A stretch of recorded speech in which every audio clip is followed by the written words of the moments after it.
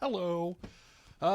Today, I'm going to be doing a fairly simple task, gutting a TV to make a filming light. And if it ends up being a little short, I might scramble and add something else, but I do kind of want to keep this to be a short stream because I have some filming that I want to do after the stream, so that I can start working on the next several videos, actually. So, first off, hello everyone, who has been here. Helen Croft, Torch Nova, thank you for the Prime sub. That helps a lot, thank you.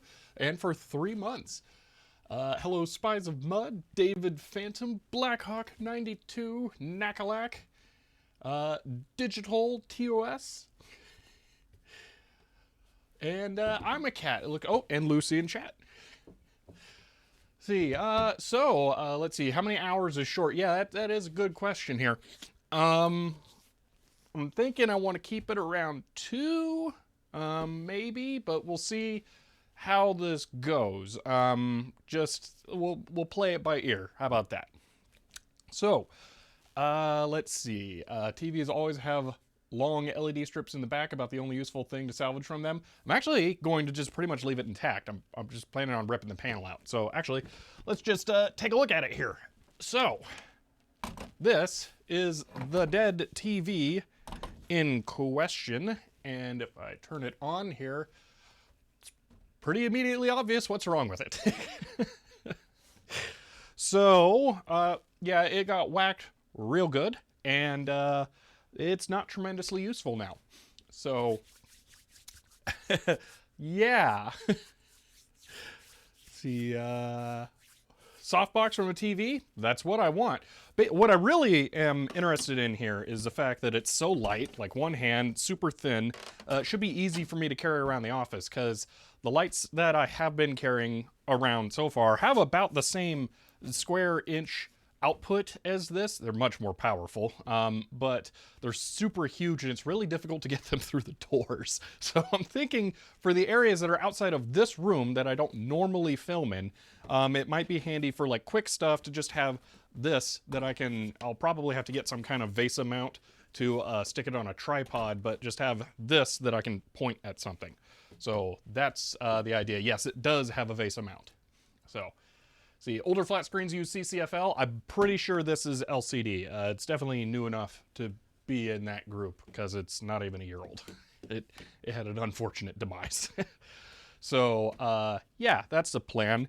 Before I do that, though, I want to make a note because you can adjust the backlight on this TV. So if I go to settings and then picture and then backlight, we can turn the backlight down or up. And I figure it might actually be useful to be able to do that once the panel's removed, but I won't be able to see the monitor. So what I want to do is I want to write out what the button sequences are to adjust the backlight and then reset to like a known menu option in case I need to start over from scratch. So yeah, that's kind of the first thing that I want to do here. So see, I dislike those stands. They always seem to fall over and break. The 2-leg ones, yeah, I'm not a huge fan of this. This was not my television in use. I would have like arm mounted it or something, but yeah. So let's see. Have you tried turning it off and on again? Multiple times. That's not the problem. The problem is it is all kinds of messed up. You can really see the crack and stuff. Oh, I can hear it when I do that. Ugh. Yeah, it's messed up real good. Let's see. Let's see. I'd record the error codes, get something you can play back the whole sequence while you can still see it. Yeah, that would be nice if I had something like that. And hello, Viper7, since it's your first time chatting. But I don't really have anything like that at the moment. So, yeah. Let's see. Do PowerBoard will tell if it's CCFL or LED? Yeah, I'm pretty sure it's LED. I'm very sure it's LED. But yeah.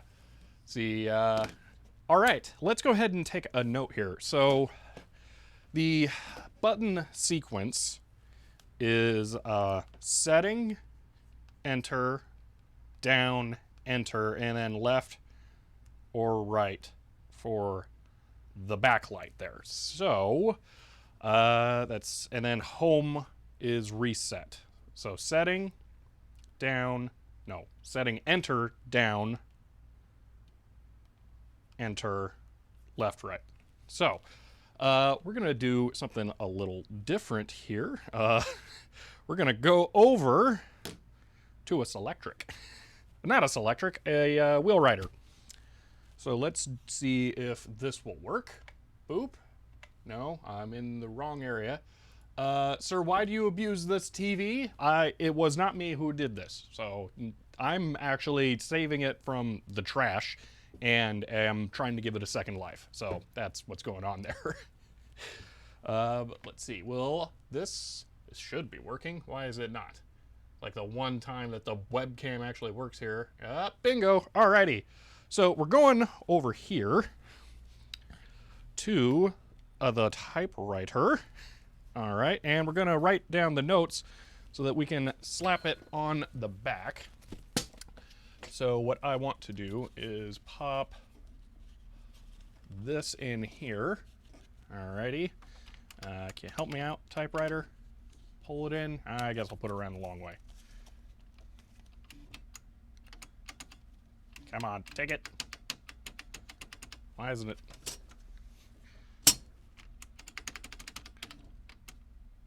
Is that key not working? That's new.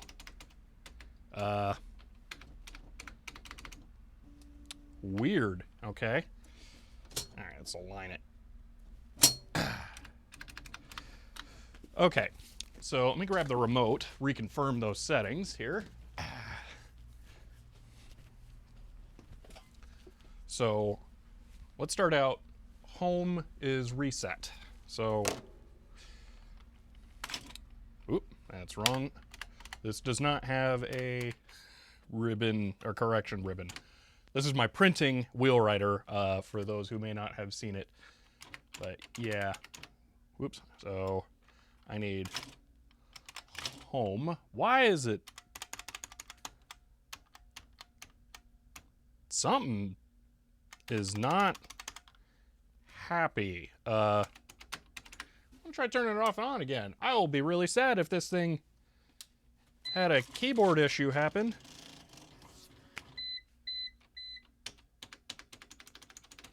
What?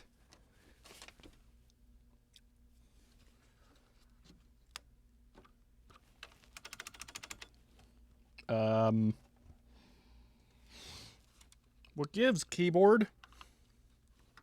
You were working just fine. Oh, okay. Well, there it goes. All right. That's concerning. I can't see chat right now, unfortunately. I'm sorry. I'll be over there in a moment. I think I'm going to go up to the next. No. Ah.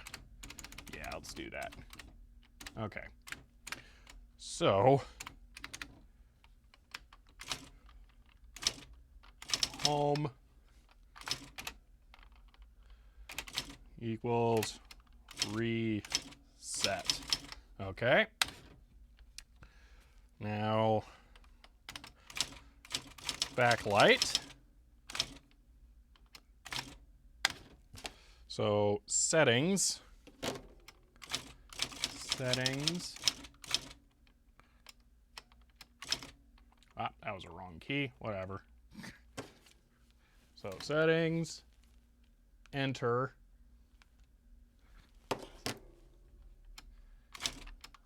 Enter.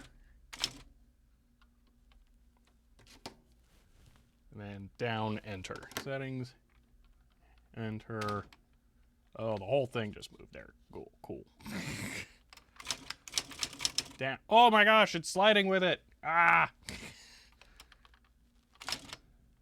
Oh, this is awful. Screw this. Okay, we're just write the note. I thought this would be fun. It was not. Best laid plans. Here I thought this was going to be like a cool way, show off the typewriter, and then it just completely fights me every step of the way. Wow, okay. Sharpie time. At least I got this working. So I can actually use the camera here. Get up nice and close. Although the white balance is not set, so it's going to be weird. Awesome. Audio? What do you mean audio? What's wrong with the audio? I see mic bounce, the VU meter bounce there. Anyway, let's see here on short streams. Why is the wheelwriter cooperating? Yeah, I don't know. Death of the wheelwriter? It will not be. I will keep that thing. Okay. I now have audio. Okay, good. Nothing wrong. Yeah.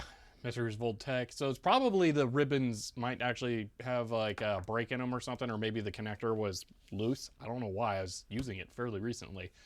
Although I don't think for typing, because I use that to address envelopes and stuff. Yeah, so, okay, calling, ground wire to the keyboard now, yeah. So, okay, let's just do this way here. So, I'm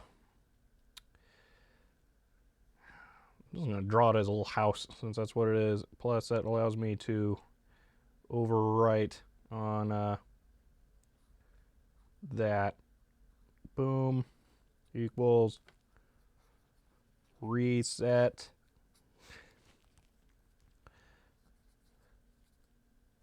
backlight. Boop, boop.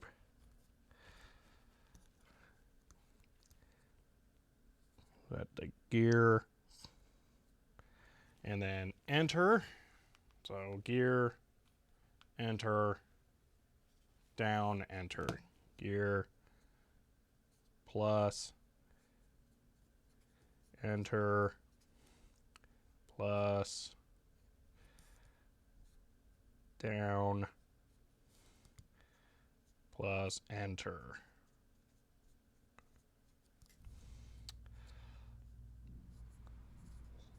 Left or right. Okay, that's as good as it's gonna get. Worst case, I will have this VOD to go back to, and I can always do that. So yeah. Oh man. Bald ISOs. Thank you. I hope that's the best way to pronounce that. Thank you for the Prime sub. Oh man, curse you! I'm sitting here debating an IBM WorkPad on eBay. Ooh, cool. I will just let you know it's definitely the same as any old Palm from the era. There we go. Now this is labeled how to operate the backlight. So when I start ripping it apart, I won't have to worry. So, but it says IBM on it. Yeah, that's true. Complete in box and everything. See, PWM signal to the power supply. Ooh, there's a thing going on here. See thread. How do I... Okay, no chance of gutting its processor and botching a pod or PWM to the backlight control. Maybe. That would be interesting. I don't know. I was just mostly doing it this way because I know it'll work, and then if I'm sitting at like in front of it and I want to adjust the brightness, then I can with the remote. It's like a built-in feature for that. So yeah. Let's see, Hiram, I'm gonna rip the LCD panel out of this TV because it is super messed up and I'm going to be converting it into a film light. Basically, all I gotta do is just open it up and cut the little driver wires off of it to go to the panel. But I figured we'd just do this as like a little stream, because I gotta do it at some point, and it might as well be a stream, because I figure some people might be curious about seeing this done. So, yeah. Is there a chance to save the display? Absolutely not. This thing is completely trashed. As a matter of fact, let me do this. Let me get the mic up onto the display here, because I can hear it crackling.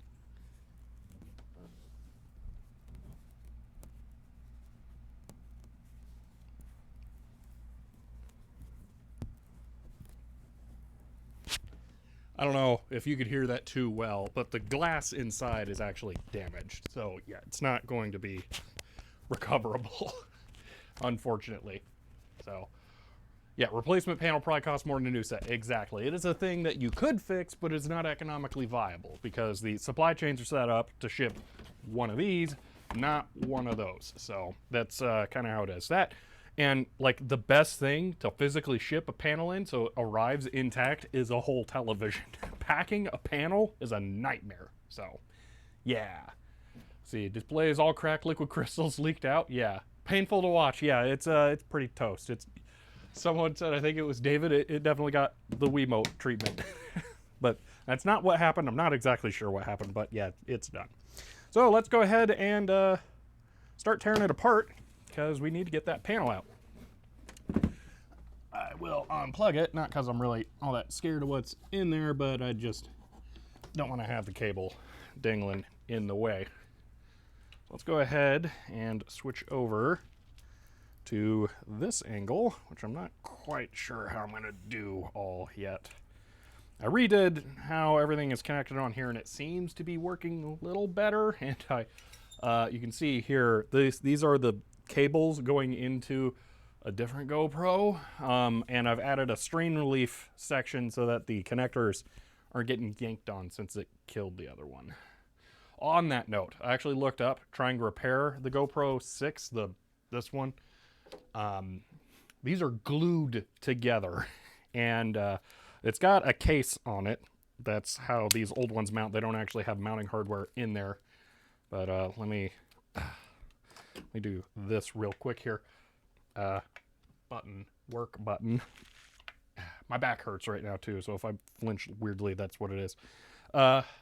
So this whole front on here is glued on, so the only way to take it apart is to like use one of those heat things and like melt all the glue, or try and loosen it and then pry it apart, and they don't come apart too well, it turns out, so I don't know if that'll actually work. It will work as a recording camera still, so I can potentially try and fix it for a webcam, or I can just deal with it and only use it for a recording camera, because I don't think that I can repair that too easily. So yeah. See, now we hope CPU keeps running out the LCD. Yeah, I'm very concerned about that. But if it doesn't, it's not going to work, and this thing doesn't have any other use since it's dead. So if it doesn't work without the panel, it's not really the biggest concern. Oh. Yeah, probably ultrasonic welded rather than glue. No, it is glue. You can look up iFixit, has a teardown of a GoPro 5. It's not the exact same one, but it's similar enough. And it is glued. That's like the whole front is glued. It's ridiculous. So, all right, job one here is, got to remember to actually adjust this, and that's a two-handed procedure, which kind of sucks. I get the standoff, and you can't really see what's going on there because it's so dark. So I will do the light cheat code. Boom. And now you can see. Haha. Oh, need to get that off. So you gotta love the gluing in the name of waterproofing. Yeah, that's why they do it on these. I can understand it for the GoPros, but for phones and stuff, it's kind of dumb. Yeah, iMacat's got this down, it seems. So cheap display panels like this are kind of parts bin specials. So there'll be a standard power supply and then a standard interface board that connects to the panel typically. We looked at a Scepter monitor recently that actually eschewed that, and it had an integrated power supply and driver board, which I don't know if means Scepter is actually manufacturing them. But yeah, I wasn't expecting that. So I wouldn't be surprised if there is a separate power supply board that connects to the backlights and then a separate driver board that actually controls the panel. So, all right, let's see about camera angle. Actually, you know what? I might be better right now just going, not that, that. Because now I need to take off some screws and it's kind of like a big view thing. Man, that color is horrible on that camera. That's like better than average for it, but it's still awful. Let's see, what is the brand? Yeah, this is Vizio, who has become my least favorite brand of television because of how awful the UI is on this thing. Not all televisions have really bad ones. Vizio and Samsung definitely do. But yeah, this one's especially heinous. Has white text on a semi-translucent background that overlays on top of the image without blurring. And the semi-translucent background is too bright, so you end up having really thin white text on basically a medium gray background with a bunch of other detail on it, and it's just really hard to read stuff. It's really badly done. So, yeah. Let's see, 3 boards, T-Con, CPU, and power. All right. So are you going to attempt to remove the actual LCD and polarizers? Should double the brightness? Yes, Wizard Tim, that is exactly what I'm hoping for, is that removing everything will get a massive intensity increase. So that's why I'm thinking that this is worth pursuing, despite this not being a tremendous TV. So it might be much better suited towards this. So, all right, that looks like integrated power supply and driver board again. Intriguing. Also interesting. This is very, very similar to that Scepter monitor, actually. Kind of hilariously so. If we bring this in, we can see, wow, that is super duper saturated and bright. Let's turn that off. We have the same kind of setup with one like really huge cap that's sunk into the board. They really like that move in China, it seems. I'm pretty sure that is origin country for Vizio, just outright, not even being as a manufacturer. So that's interesting. Board is branded. If I can get this over here. No, I think I'm gonna have to bring it over. Big TV, kind of hard to move around here. Board is labeled Innolux right there. So yeah. Spy with your little eye inline choke. Is that this thing? But yeah, so I'm guessing that's LED backlight right there. Got an Innolux barcode up there. Weird. Intriguing. So what I'm assuming is I'm going to be able to basically just unplug this ribbon cable and then, oh, you can't see the ribbon cable, unplug that ribbon cable and then just remove everything that it's attached to. So that's what I'm hoping for. So you disconnect the big ribbon, yep, and see if it stays powered on. Yeah, you know what? We can do that. That's not a bad idea. Well, there we go. Let's do that and then go through the whole backlight settings change thing. So I'm gonna have to plug it in.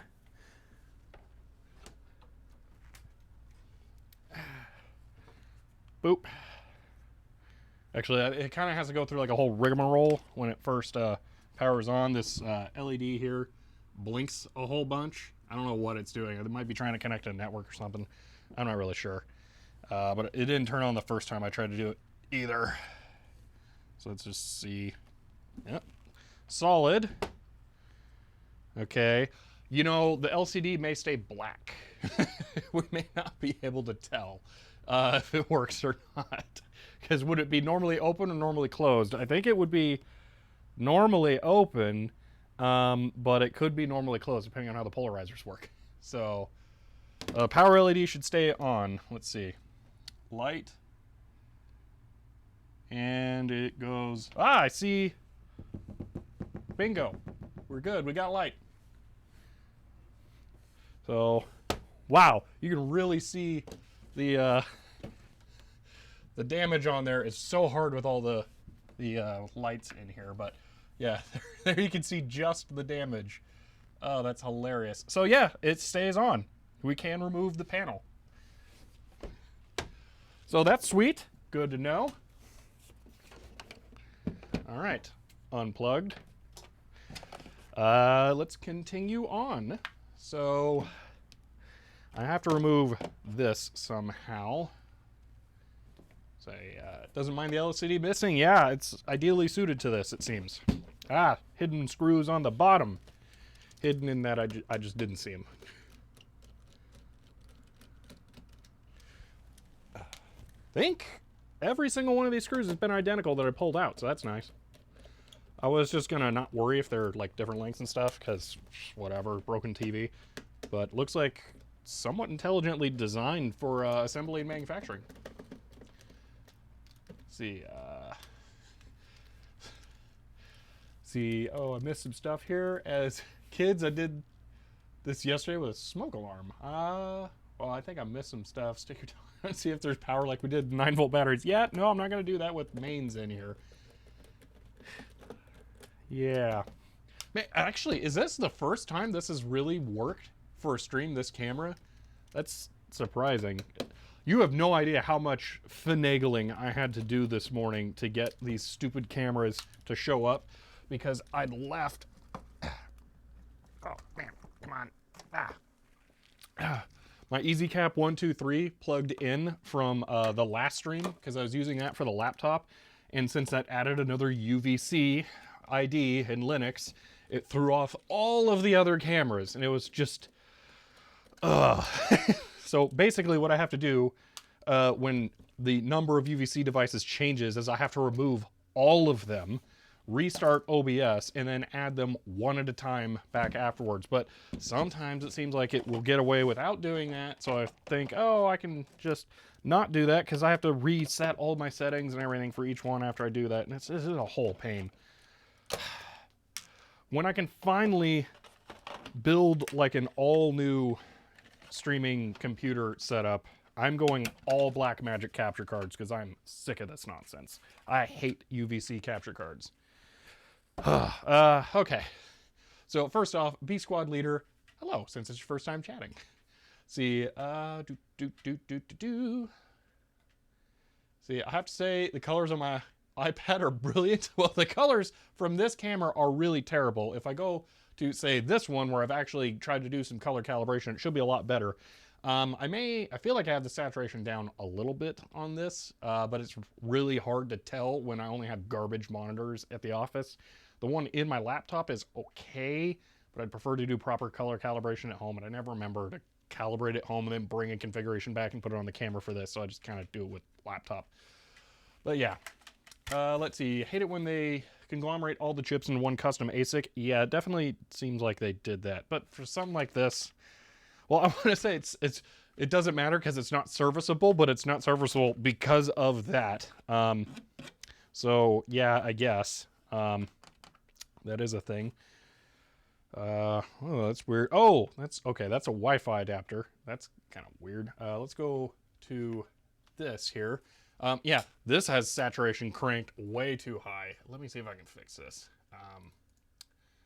Filters, color correction. Bump gamma a bit, which will turn that down.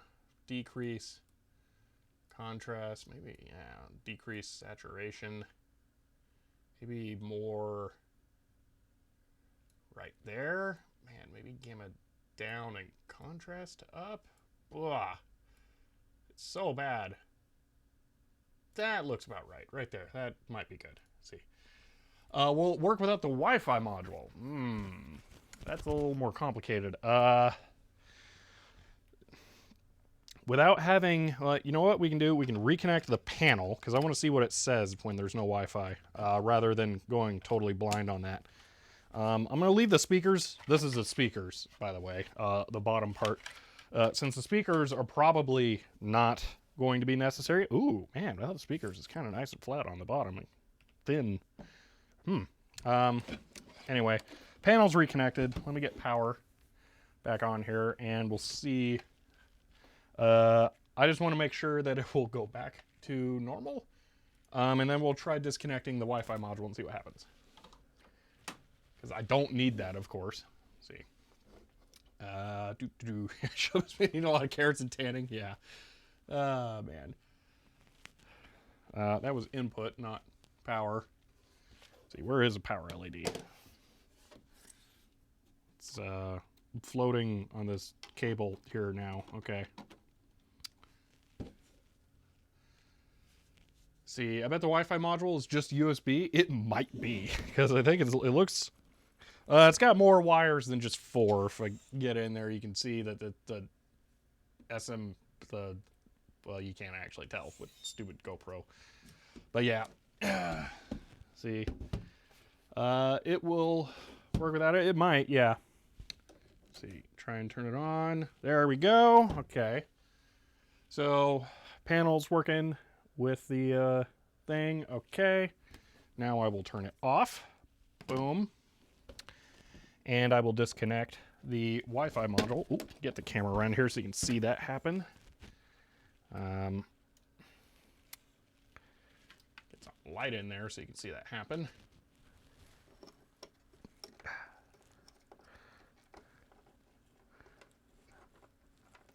Oh, that's a weird connector. Let me do it up here so I have some more better view. What is going on? Ah, that is strange. Yeah, it's like 8 or 9 different conductors on the cable. You guys couldn't see that. It was up there as well. So, see, did I just say you're my favorite YouTube channel? Well, thank you. I appreciate that. The receiver fell behind. I guess I don't need to use the receiver. I can just push the button. But the button fell behind. Button. Boom. There we go. All right.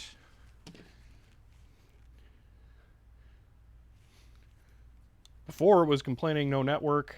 I'm curious what it's going to complain about now. No network module. PCIe Wi-Fi with so many pins. That would be super fancy. But it would make sense, because I bet it would be like MSATA or something. Or not MSATA, mini PCIe type thing. See, no network detected. Yeah. So the same settings. Settings. Yo, settings. Ooh, hold on. Is that not going to work now? This is the IR transceiver, I believe. Let me make sure it's pointed the right way.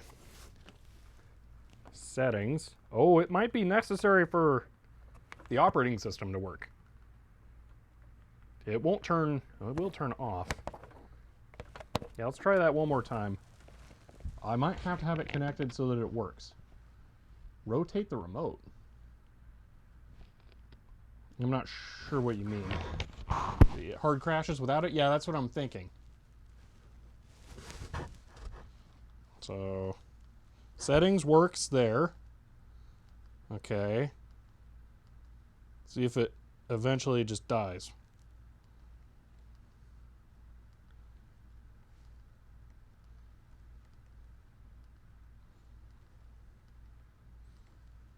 Well, maybe it's fine. I'm going to leave it for a moment. Just want to see.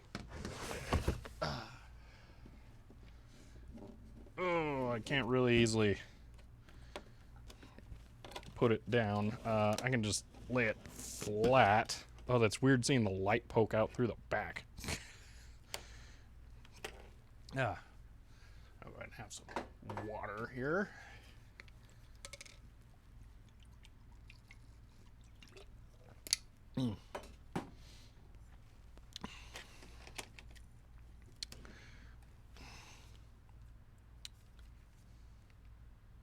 Yep, still working. Okay, I guess it will work without it. I don't know why it wasn't working before. Maybe it just wasn't pointed correct. Okay, so that's good. Next up is trying to remove this metal shroud. So try to leave the TV on an input instead of pressing the home button to open the smart TV interface. So it should help with the lag. The it will always default to the stupid smart home interface or the internet connected whatever thing. It's one of the reasons why this thing sucks. Is you can't just use it like a monitor. It will not go back to the last HDMI source when you turn it back on. It always defaults to the home screen. So yeah, that's part of why I really hate this TV and Vizio in general. So, see what's been up? Had to go for 7 minutes. We've just been testing out, unplugging different things. So like we know this will work without the Wi-Fi module in here, which this is hilarious. It's just glued in. There's no screws or anything. It's just on this little foam thing. I can just gonna rip it off. That's it. Weird.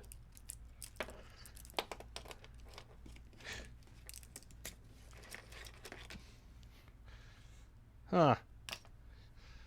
Is it possible to jailbreak and modify it? I don't know. I mean, with the panel cracked, it would be really hard to do much of anything.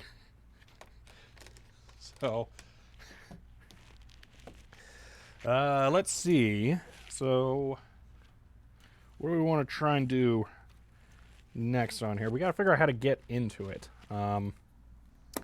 So, does this just lift? No. How is it attached? Oh, it snaps. Okay. Yeah, so we're going to go back to this view. No, this view. And I'm going to have to kind of like rip the front panel off of here. Because this whole thing... There are some screws along the bottom. Okay, so there's those. And then I think the front bezel will unsnap. So, see, check if there are any sleep timers enabled. That is a really good thing to check, actually. I will do that immediately. I don't know if I'll be able to disable all of those, but yeah, that would be really frustrating to have it turn off while I'm filming.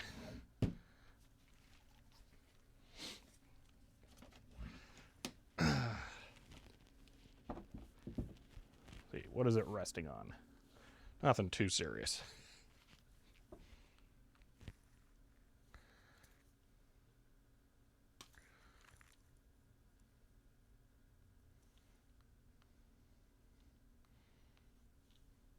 All right. It might not be a setting on this TV. Yeah, I don't know. I just figure it is worth checking. I'll do that so I think you guys can see the whole setting. Oh, that's funky on there. It does not look quite like that in person. I think there's a flicker thing going on with the way the backlight's shimmering. Man, that looks cool. If it looked like that in real life, I'd just leave it as art. It does not look as interesting as that in person. Let's see. System. Time. No, back. Timers. There we go. Sleep timer off. Okay, so I'm good. Blank screen. Immediately blank the screen while audio is streaming. This saves. Well, audio streaming. Oh, that's weird. Well, it can't stream audio if it doesn't have Wi-Fi, so I don't have to worry about that. Power indicator. I would like that to be on. Is that just the LED? That is. Wow. That's like got to be what? 10 milliamps? Who cares? I mean, I guess maybe that's how they get their Energy Star rating. So, meh. USB power. I might as well leave that on. I don't know. I could see that being useful. Do we even have USB ports? I don't think it does. Well, we'll find out. Power mode. Quick start. To have the most control of your TV, switch to quick start. Television's energy consumption may change based on your usage. Okay. I don't know why it's eco mode versus quick start. That's weird. All right. I'm curious. I'm going to turn it off and back on. Oh, I bet quick start just leaves it on all the time. Yeah, I don't want that. I'm going to turn it back to eco mode because I think that I don't need the the microcontroller running constantly in here. That will not bother me. I would prefer it just actually shut off. See, auto power off is still enabled. No, it isn't. Power mode or timers, sleep timer off. Auto power off 10 minutes. You know, no signals detected. Okay, good catch. Thank you, Portizo. No, who was it? Blackhawk 92. Thank you. So yeah. No, it was Viper 7. Multiple people. Oh man, I'm an idiot. All of you were trying to tell me. See, about 10 years ago, I had a call and laptop needed the whole top. Oof. Told them how much it would be, and they brought it to the shop. Wow. Had a bullet hole. Whoa. I mean, I can understand feeling like that against Windows. That's why I use Linux. So I just like my computers too much. See, what does black screen do? I said something about when you're streaming music, that it will blank the screen. So timer, blank screen. Oh, I think it's just an option to do that if you are listening to music. So that would be an option to just turn off the backlight, I guess. That's weird. But all right. So that's still, it's good. I don't need to worry about anything from here. I can turn it off. Okay. All those settings seem fine. To skip the smart menu interface, system input, power on. Oh, okay. Works on videos, but I don't know if this one has it. Well, I can find out.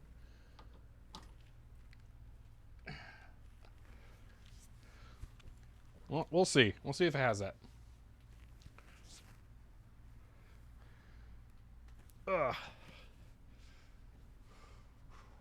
Those are really deep blacks. That webcam has some weird ideas for what color stuff it should be. It is like, it has just stretched the dynamic range of the image out really far. Is this thing not going to turn on? There we go.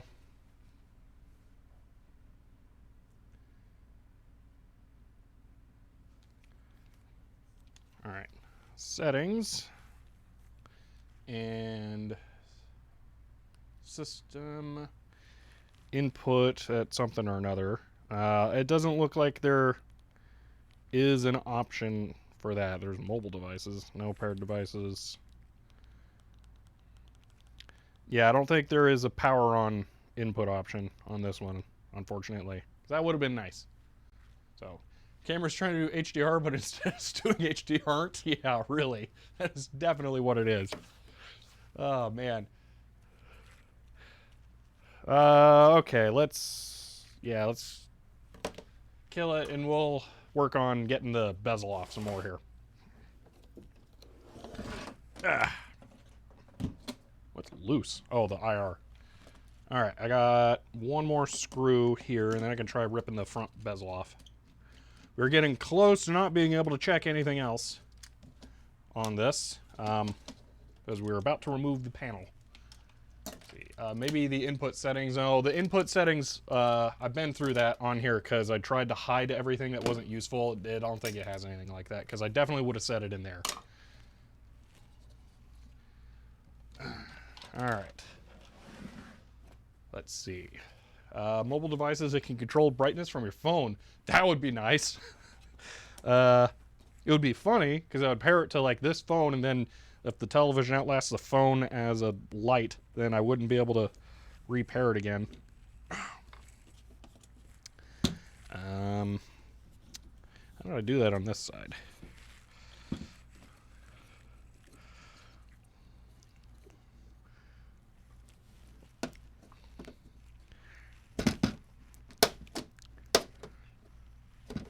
I don't know if the metal is finished. It's somewhat finished, so I can do this without too much concern here. Oh yeah, there's the panel, and a rubber thingy just fell inside the panel. Get out! There we go.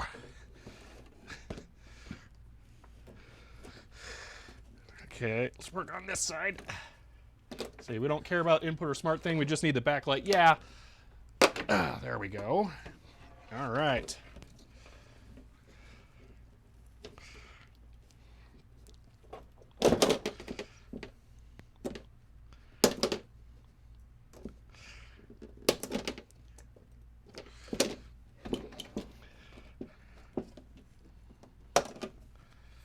Okay.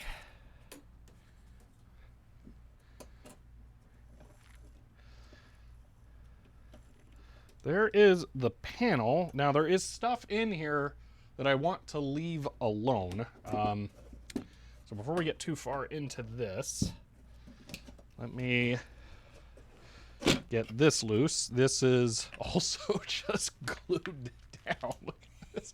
Glue is their favorite form of attachment on this stuff, it seems. So I'm going to disconnect that and get this loose here.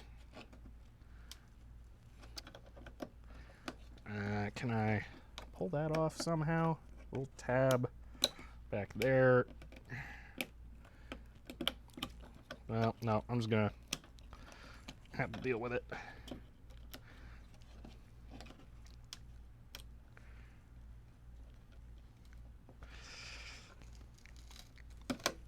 Okay, there's that, and then grounding tape. It's not gonna be needed.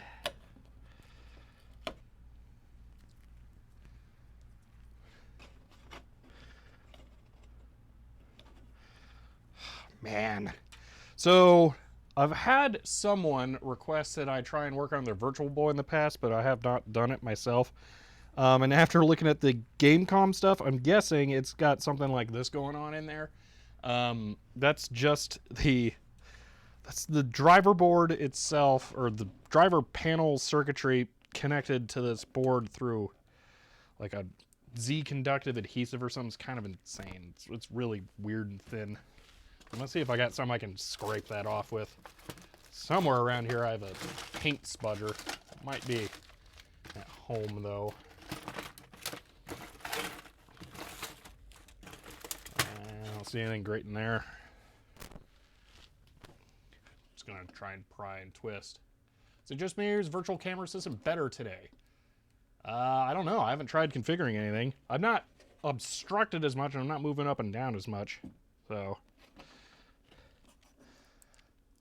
getting up here, I can see there's pads on both sides of this. I might as well turn the camera around here, actually. Ooh, that's a really good view. Right there. You can see if I pull this forward, there's two pads there and there. That's what I got to break off. Let me see. On that, no, nothing great there. I do have these guitar pick things. I might be able to just, like, jam that in there, disturb the foam.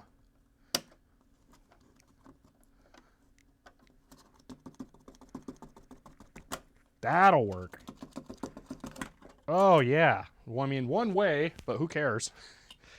I'm not too concerned about saving this. All right. I think this view might be better than the top-down one for what's about to happen next, because that's the panel, and then that's something I want to keep. That's part of the diffusion. I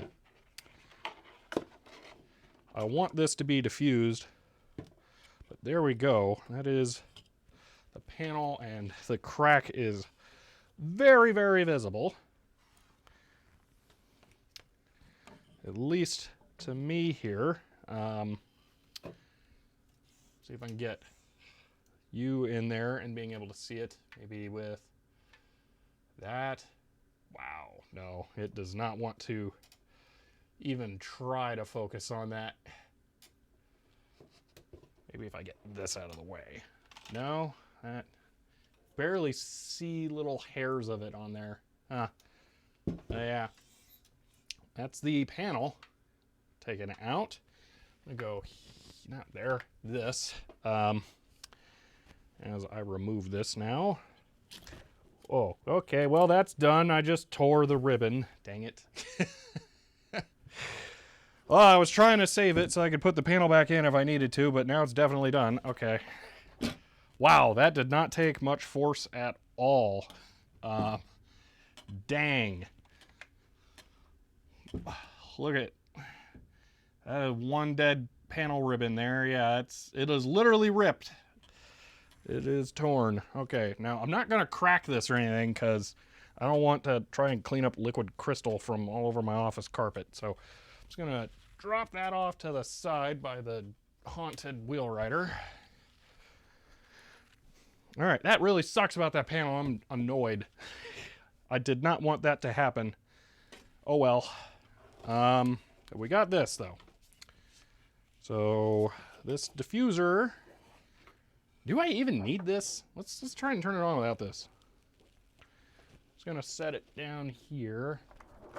Try to be as careful as possible. That's also a good, it tore so easily. Yeah, that was, that's part of why I get so nervous about working on these kinds of things, is they are super fragile and easy to break. But, all right, I'm gonna plug it back in. Got a power strip right here I'm gonna plug it into.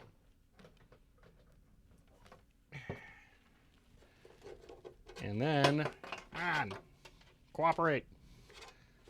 See how bright it is like this and how even. So I'll wait for the LED to stop doing whatever it's doing there. Okay, should be good. Boom. Said boom. Oh, that kind of sucks. That's not as, better. That's not, oh, the camera says it's really bright. It's very blue. Very, very, very blue. I wasn't expecting the color temperature to be so bad.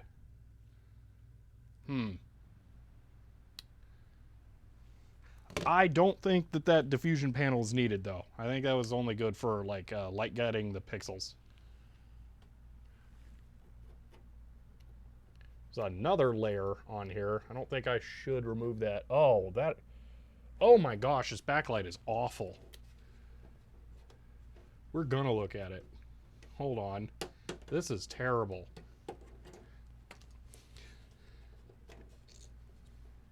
This isn't glued on, right?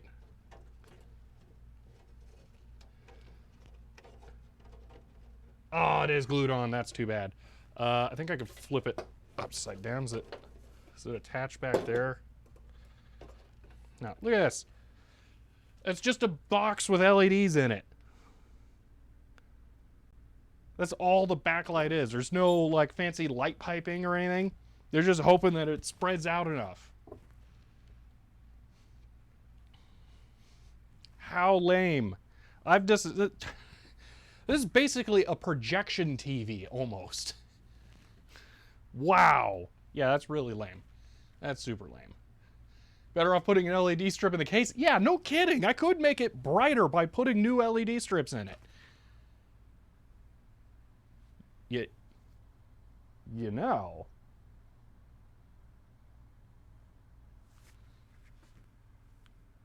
This may have just taken an interesting turn. I'll be back.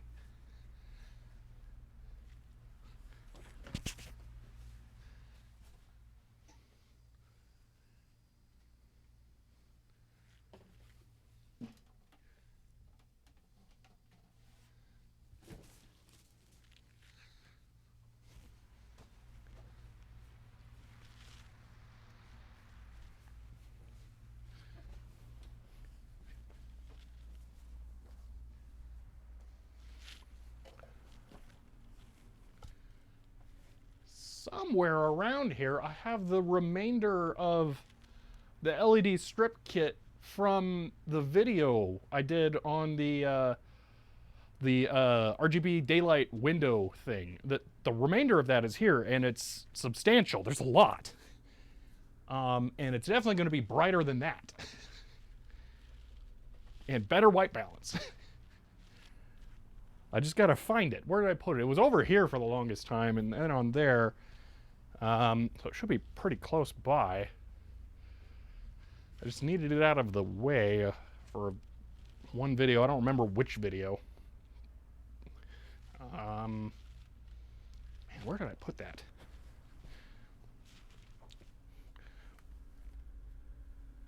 Problem is it's kind of like a useful thing and kind of like a DIY project, so there's multiple places I could have put it for organizing, and I'm not sure where it ended up.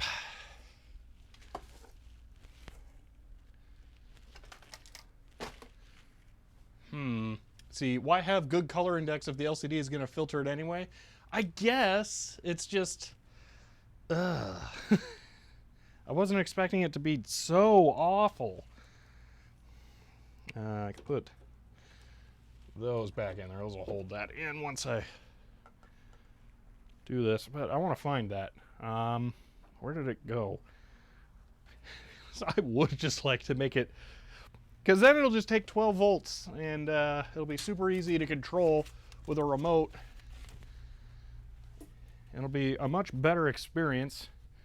I gotta figure out where that box went. I did a bunch of reorganizing in the office over the last couple of days, so stuff's been kind of moved around a lot. Something like that wasn't as well tracked either, so not sure at all. Oh, I see it! I found it.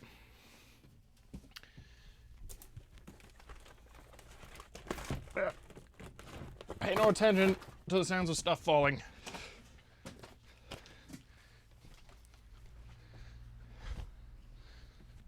Haha. Okay. So, what's that? Yeah, some kind of goober on there. For grins and giggles, I want to do this. Where's the sensor?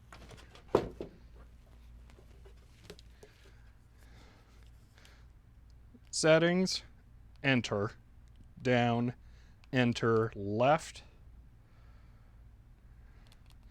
right. Oh, I completely messed it up already.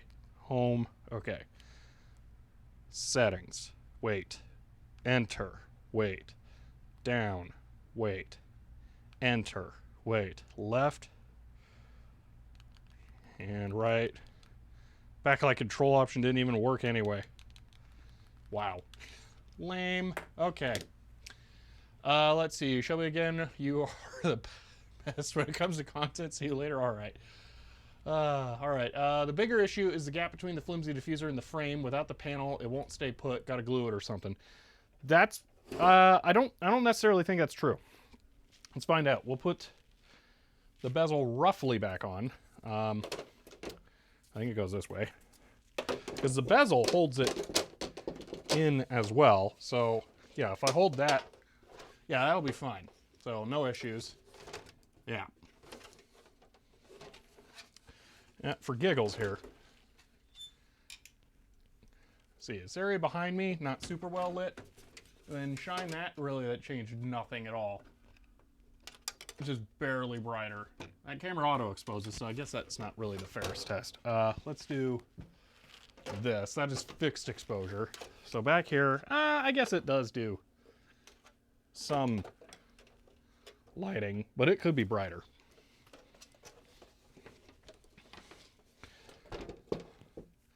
So, okay.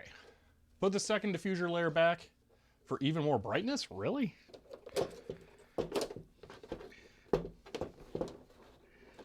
Ah, stupid thing clipped back on already. All right, let's see. Was it smooth out or rough out? I don't remember. It doesn't really make a difference.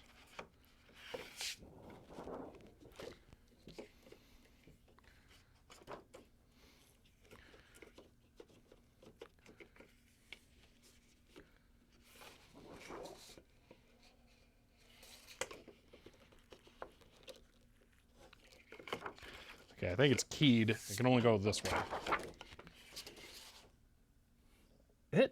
You know what? It might actually be slightly brighter. That's weird. Okay. That must be some kind of light piping to direct it straight up then. Because that is just slightly brighter. This is counterintuitive. So there, so fixed.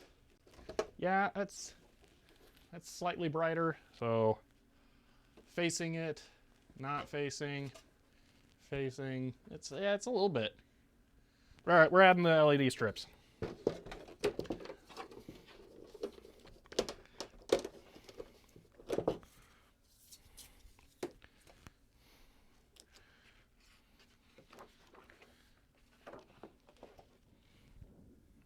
I'm going to protect this. We're putting that back in.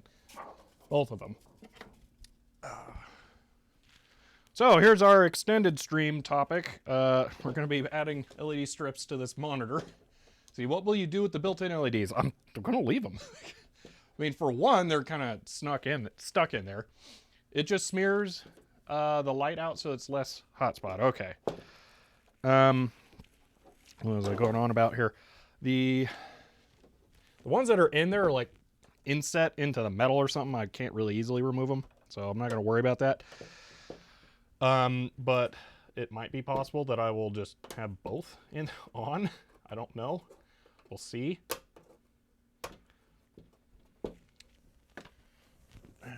get these plastic corner doohickeys off. And then lift this somehow. So it's glued on that side, but it's not glued on this side.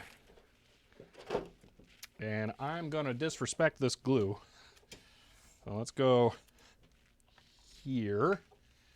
Now let's cut that glue out with the... Ooh, is this? This is not located at all, this diffuser sheet. Which, by the way, this is just like a huge, thick piece of plastic. So yeah. But yeah, that's, again, that is so garbage. Just LEDs, like, glued to the back of it. Wow. Is there 2 layers of metal here? How do they even get them over there? Because I don't see... Oh, this, which is like paper, must be covering the LEDs. Or the wiring. Yeah. Okay. So, if... You know what? Maybe I'd be better off, like, holding it up. And then sticking them to it. Because if I... yeah, I don't want to... If I remove that glue, then it will shift around, and that will be a problem. So I should probably leave that in there. Okay. So let's go ahead and turn it off. Remote. Will that work? That works at least. Okay. See, digital backlight, you can count them with your fingers. Yeah. So the LED kit here. Boom. All right. Let's take a look at this. We have a fair amount of it left. There's probably some bad segments in there. Then we have the controller and some weird, like, a little adapter deals. Okay. So, these are right angle. I might actually use those in there because I need to keep it somewhat flat. Then we have this. So, I can't remember how much power it could handle. DC 5 to 12 volts. That's great. I will have to stick a little hole out of the side of the box for the receiver. Is there a hole in this already? No. Am I going to drill a hole into the TV? There's a hole right there. How do I want to do this? I should probably put, I'll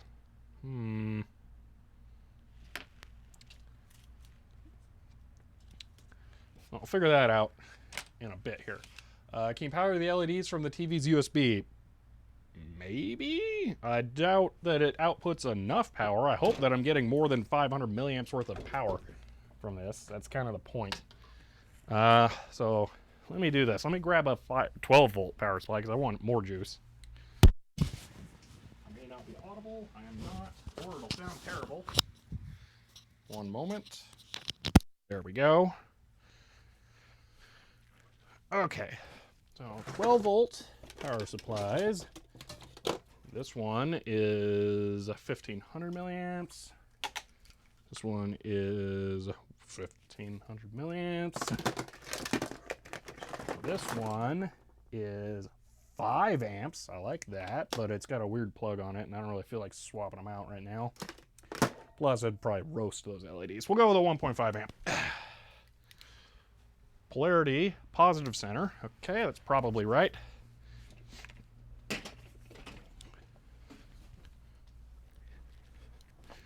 All right, let's see about getting that in there. Oh, it's labeled projector. That's kind of hilarious since this is going to nearly be a projector by the time it's done. Okay. Let's plug in the whole thing here. These are keyed by having a little arrow that tells you which way to plug it in. The best kind of keying. Where's the remote? There it is. It's right in front of my face. Bingo. Okay, so that kind of sucks. That seems a little dim. But that's just right there. And then there's other options. So off, on.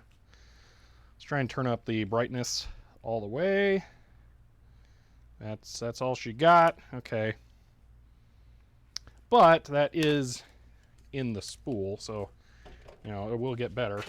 In there, ooh, that's not tremendously impressive. It's not facing upright, but let's see. Off. Let's run some of it under there. Yeah, it's dinky RGB stuff. Yeah, it's not, I don't have like super great stuff for this.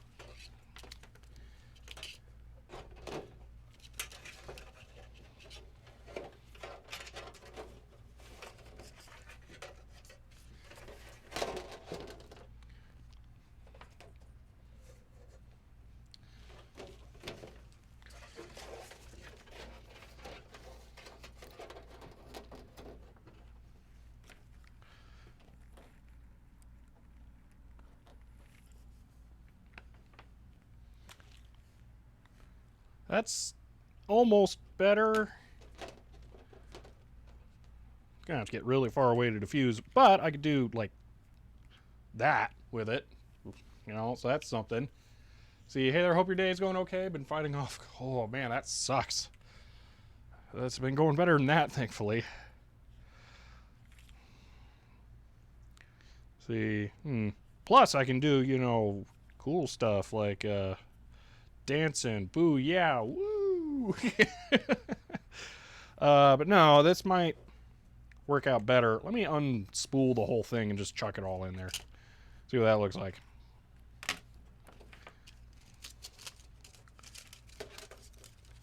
Because at least I can quickly do this and test it, see if it's even bright enough to be worthwhile, because it should loosely bounce all around in there enough to give me an idea of the intensity.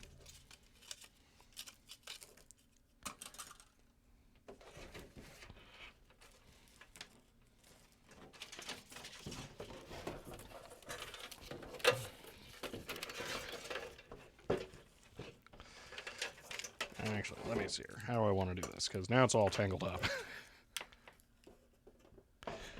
Just meh.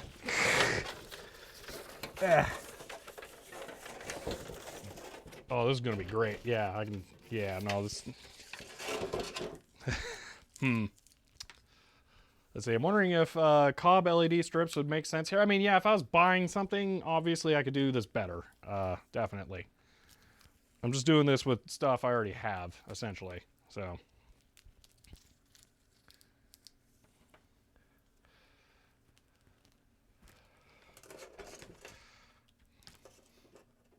I do have some of those too, but they're 120 volt AC, and I don't really feel like trying to manage running that in here. Man, it just coils right back up.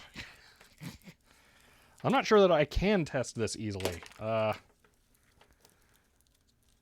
Because it's been, that stupid fake 3M adhesive has been in the same position for so long, it's just kind of set in its place. Let me do this. Grab some tape. I have some over here. And I'm just going to tape it to the back reflector light thing. Not awesome, but that will probably be my best bet. It's not like the color purity is that important on it. So I'm going to be connecting to this end, so I should tape down this end first.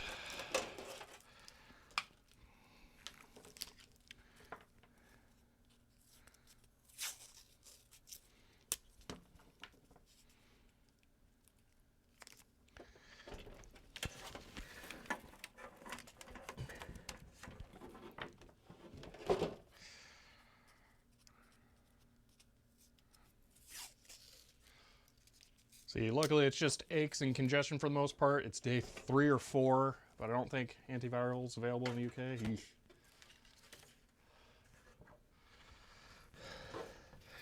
So here's hoping it goes by quickly and mercifully. Oh, I just loosened the adhesive there. That's unfortunate. I'm gonna try and put that back down.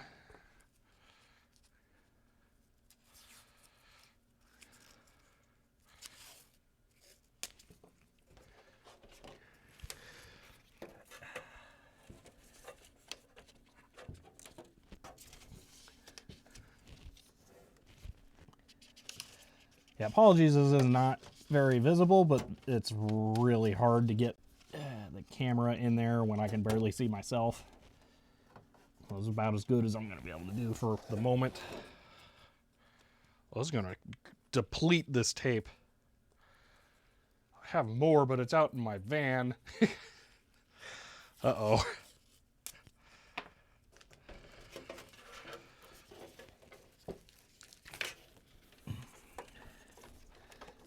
Obviously, I could be using the adhesive strip, but that's kind of like the final solution, so I don't want to do that yet. That's a little much for that one.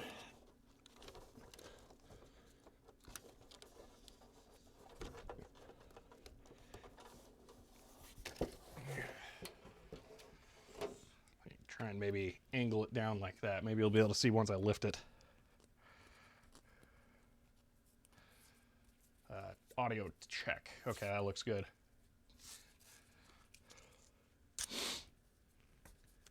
See,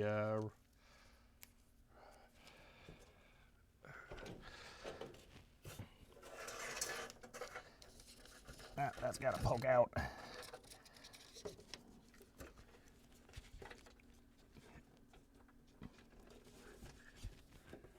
I can kind of see.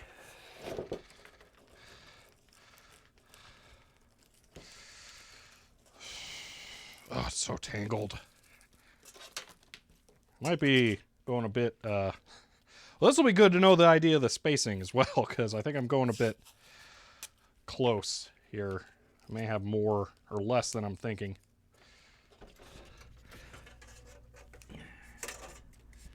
Well, I'm getting about halfway across. I feel like I'm maybe around halfway through the strip. I don't know. We'll see.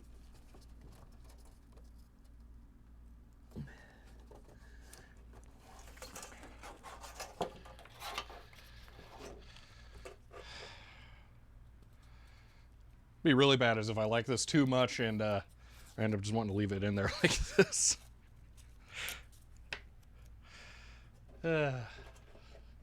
How's your cat doing? Just fine. You know, actually doing his predator impression the other day, and he killed a scorpion. I'd rather he just left it alone, but cat will be cat.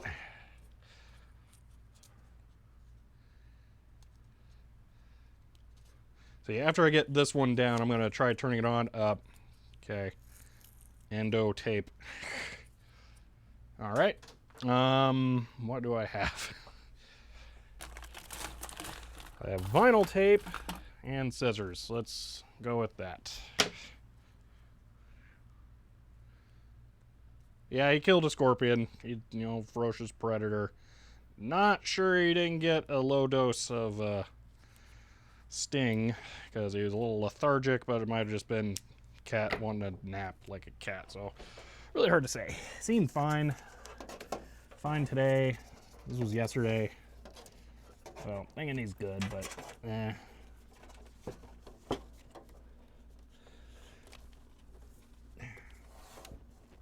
All right, see what that looks like.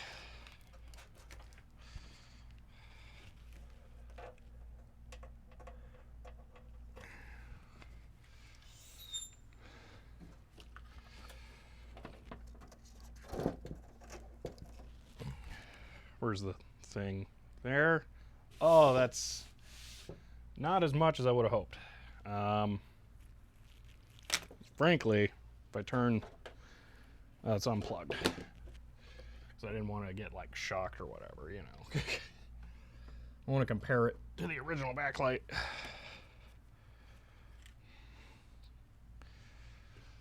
Well, at least he removed the danger of a scorpion getting to you and causing you pain. Yeah, I'm physically larger, though. I would handle the toxins better than a tiny little cat.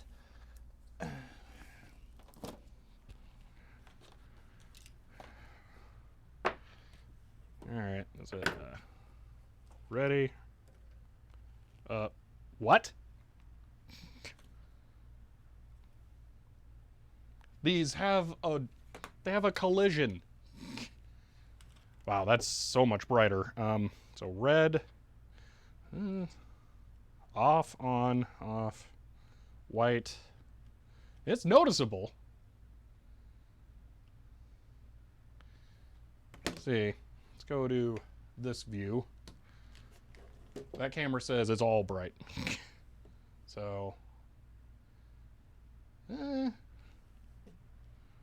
off, on. Yeah, it's way, way dimmer. But watch this. Turn it on, and those will go red. That's super weird. Or that's orange, maybe. No? Is it? I don't know, but it changed them to something. Try. Oh my gosh. Multiple. The peacock button is teal. Yeah. Intriguing. Let's try all the buttons here. Up. Info is dance mode. Tubi is off. Nope. It's still on. Let's go back to teal. Disney Plus is slow advance, maybe.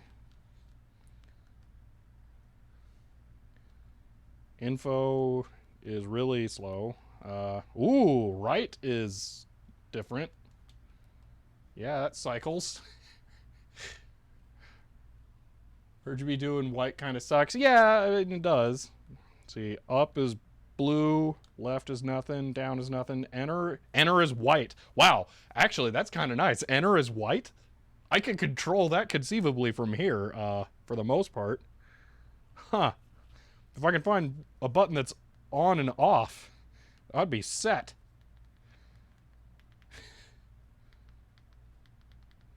Wait, was that intensity down?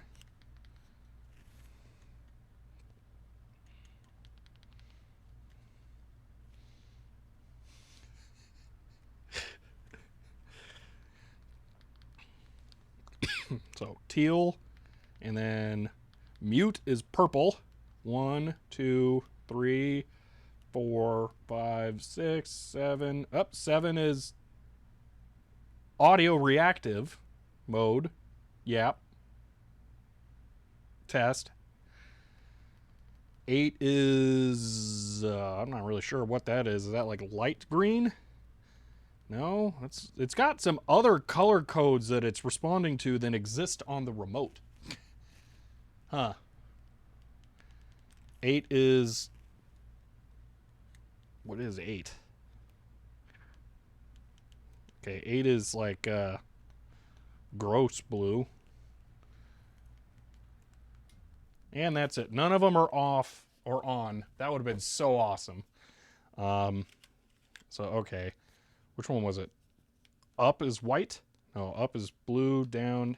Enter is white. Okay. So that's handy at least. So one of them was red. Is it right? Yeah, right is red. No, right is weird. Settings. Wait a minute. Why'd it go off? Oh, because it's audio reactive. Okay, again with that. But that lets me test that, so I can do on or... Okay, that'll let me quickly test on and off there. Yeah, hidden colors. I think it does have some.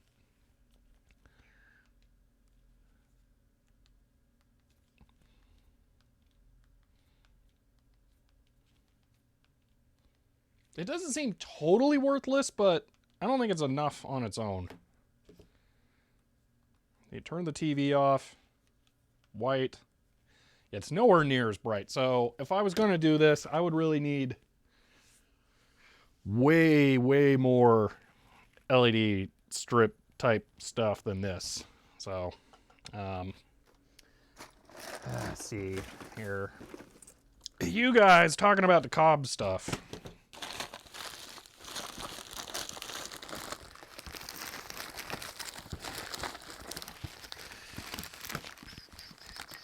You want me to put some of these in there?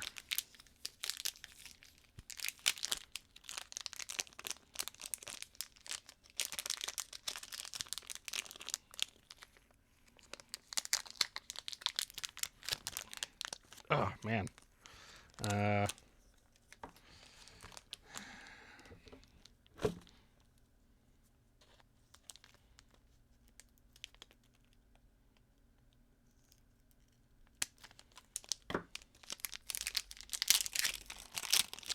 Here we go.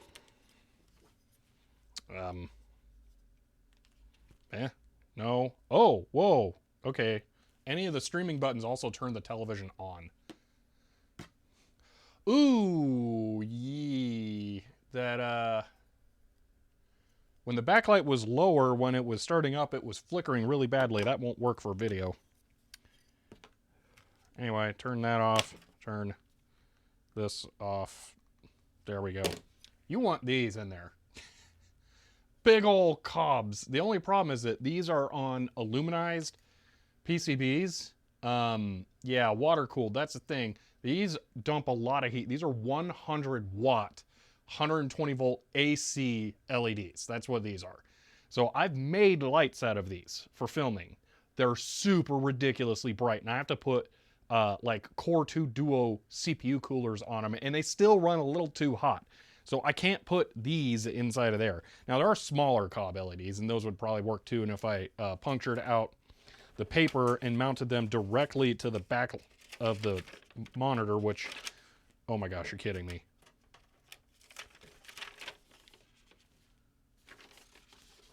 The ones that are in there are just fancy LED strips. That's hilarious. What voltage are those? Could I just like connect this to that? That would be hilarious. It probably doesn't have enough power output. But anyway, I couldn't put these on there. You can get smaller Cobb LEDs, which would be more appropriate. But yeah, I don't have any of those right now. These are actually really sensitive. The front is like soft and gooey. So I'm going to put them back in the protective stuff that I totally destroyed. Oops. I'm just going to put them in here with these capacitors. That'll be fine. Yeah, I wish I could do it. Your Silverstone case arrived. Sweet. Put 5x100 watt chips in my 4x4. We'll be able to switch the sun. Yeah. Yeah, I have some DC 50 watt ones that take 32 volts. Those are super bright too. It was just a lot easier to do the AC ones for a different project. Yeah, I don't have any other like super bright LEDs I could put in there instead. So,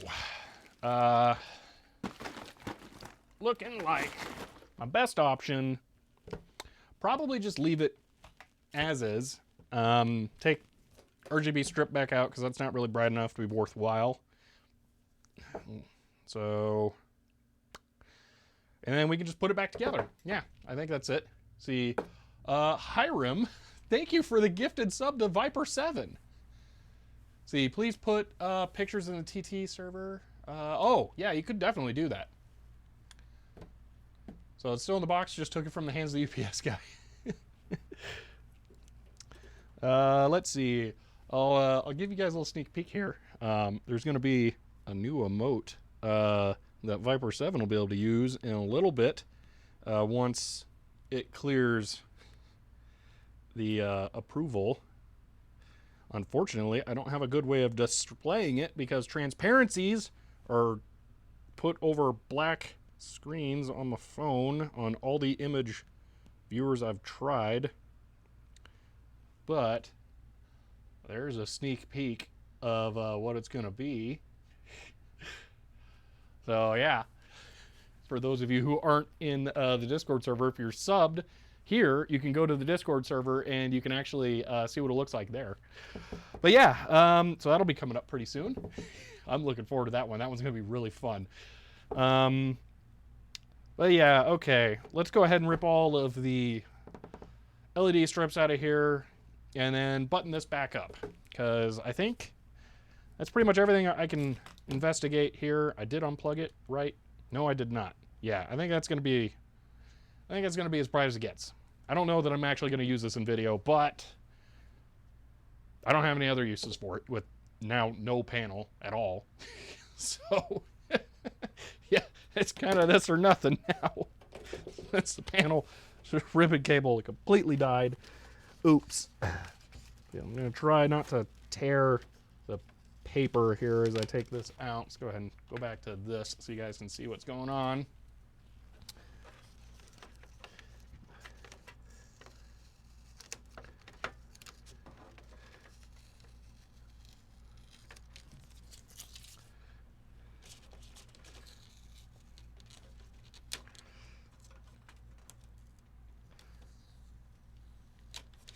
Looks like no residue so far. That's good.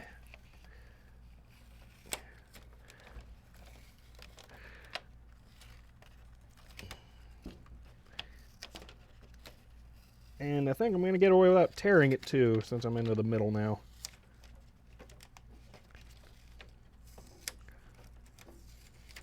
All right. Get all that out of there. Mostly useless. And let's button this back up, because we're pretty much done here.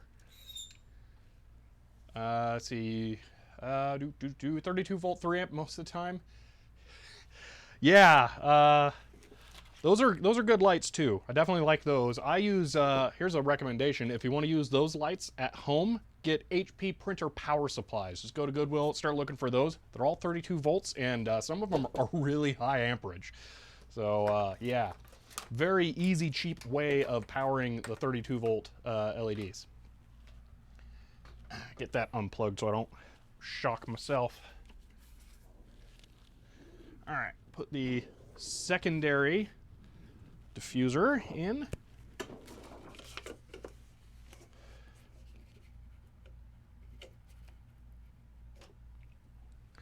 Add all the weird corner bumpers. Might actually be better off with this camera angle here.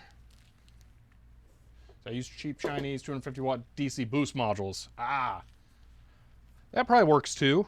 I have those in the lights I was talking about. I was using the Core Series coolers for those AC watt or AC 100 watt lights. I actually use cheapo 12 volt regulators that take in AC down to 12, and I use those to power the fan built into the cooler because they need so much active cooling. Those 100 watt lights, they're ridiculous. Part of that problem is because they do onboard regulation down to DC, because I mean they are still DC LEDs, not really AC. So yeah. Okay, that's that. Put the bezel back on. It goes this way, I believe. Or not. It goes the other way.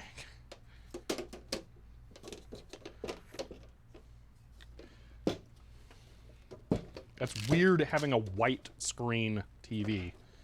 It just seems so wrong. And that other diffuser just, oh, it didn't unhook. Okay. Weird.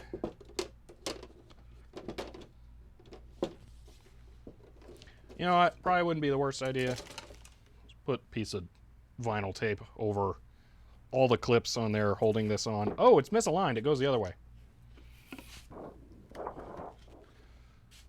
Cooling like the 5G modem. Oh my gosh! How have I not been dropping frames? I forgot to turn the cooling on this stream. Whoa. I completely spaced on that this time because the cameras were fighting me so much. Wow, I am amazed that I have not been having connection issues like crazy.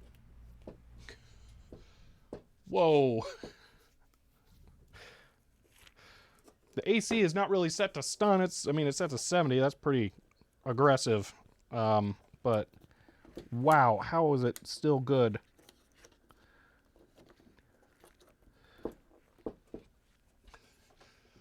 Maybe go turn that cooling on before you jinx it. Yeah, I think I'm gonna go do that real quick.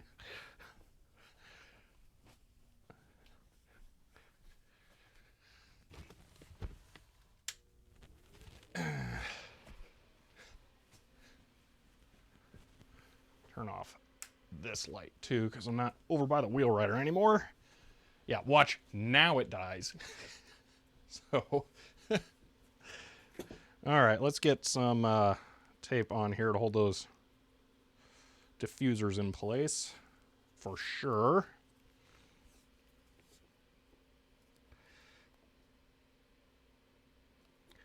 I don't know how much this is going to mess with the snaps that hold the bezel on. Probably not well, or probably not good. But I think it's going to be beneficial to do here.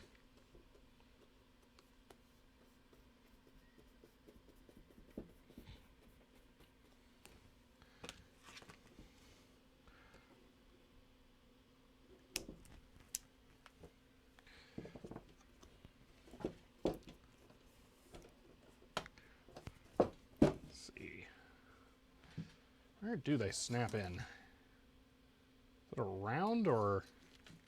So it goes around the edge. Is it inside? Oh, it may only be. How does this work? Hold on. So, oh, on the bottom there are none. Okay. And then around the top. Oh, okay. So I'm definitely safe doing this on the bottom. Was the top the part that's glued? No.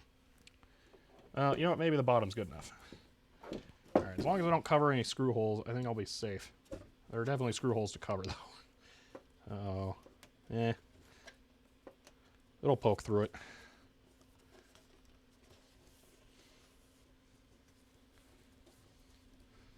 See, why have the bezel if you tape it all? Because the bezel has the ability to attach the back, and then the back has the VESA mounts. So that I can actually do it, because there's no VESA mounts without the back on.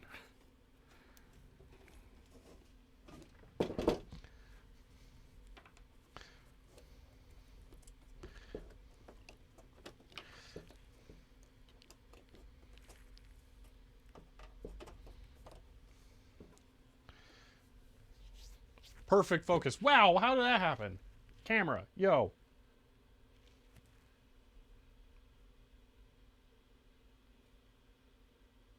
It was like literally as close as it possibly can. Come on.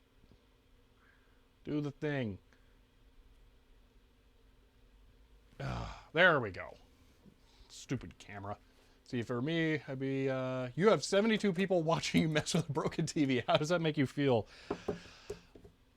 I don't really have the sensation for that at all, actually. So I don't know. See, cameras just had enough? Yeah. See, the cameraman's changed cameras for the day. Yeah. Let's see. Where'd that tape go? There it is. Put just a little bit on the top here. I think I'm actually going to do this. I'm going to cut it. Dude, camera. Seriously. Oh, I bet it's the white. This is too homogeneous, and that's why it doesn't focus. So maybe if I like split it, yeah, that's what it is. So it must have a focus in the center area thing, and then it doesn't have anything to focus. Yeah, so just put that there. It's just kicked off thing. Hold on, I want to cut the tape in half.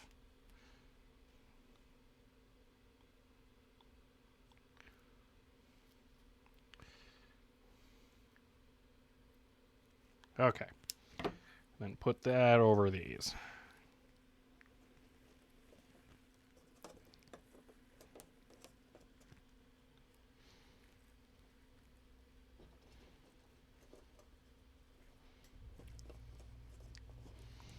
Just got a sudden hankering to play some Spyro 3 for no particular reason.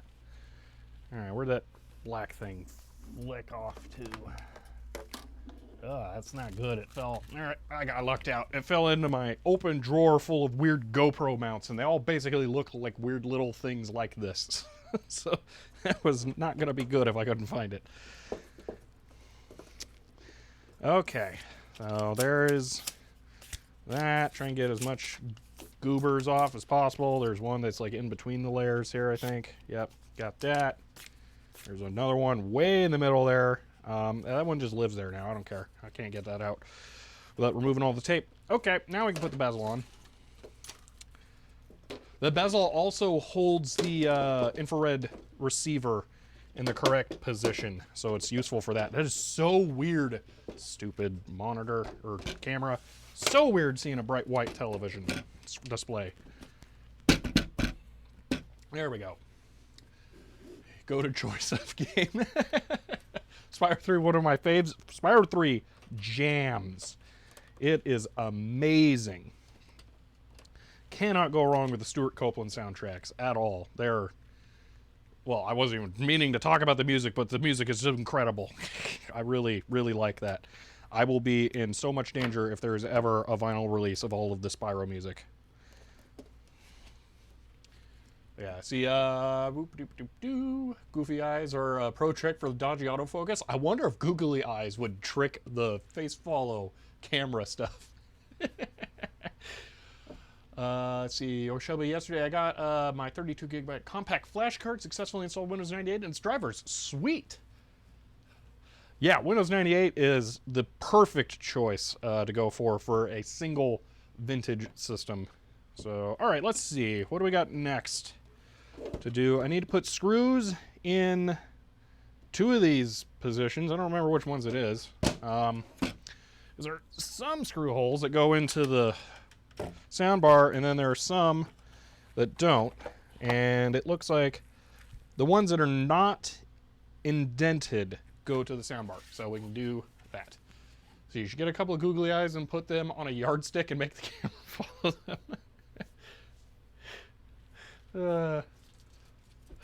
That's fun to have a theme and name for your system, Diego the artist.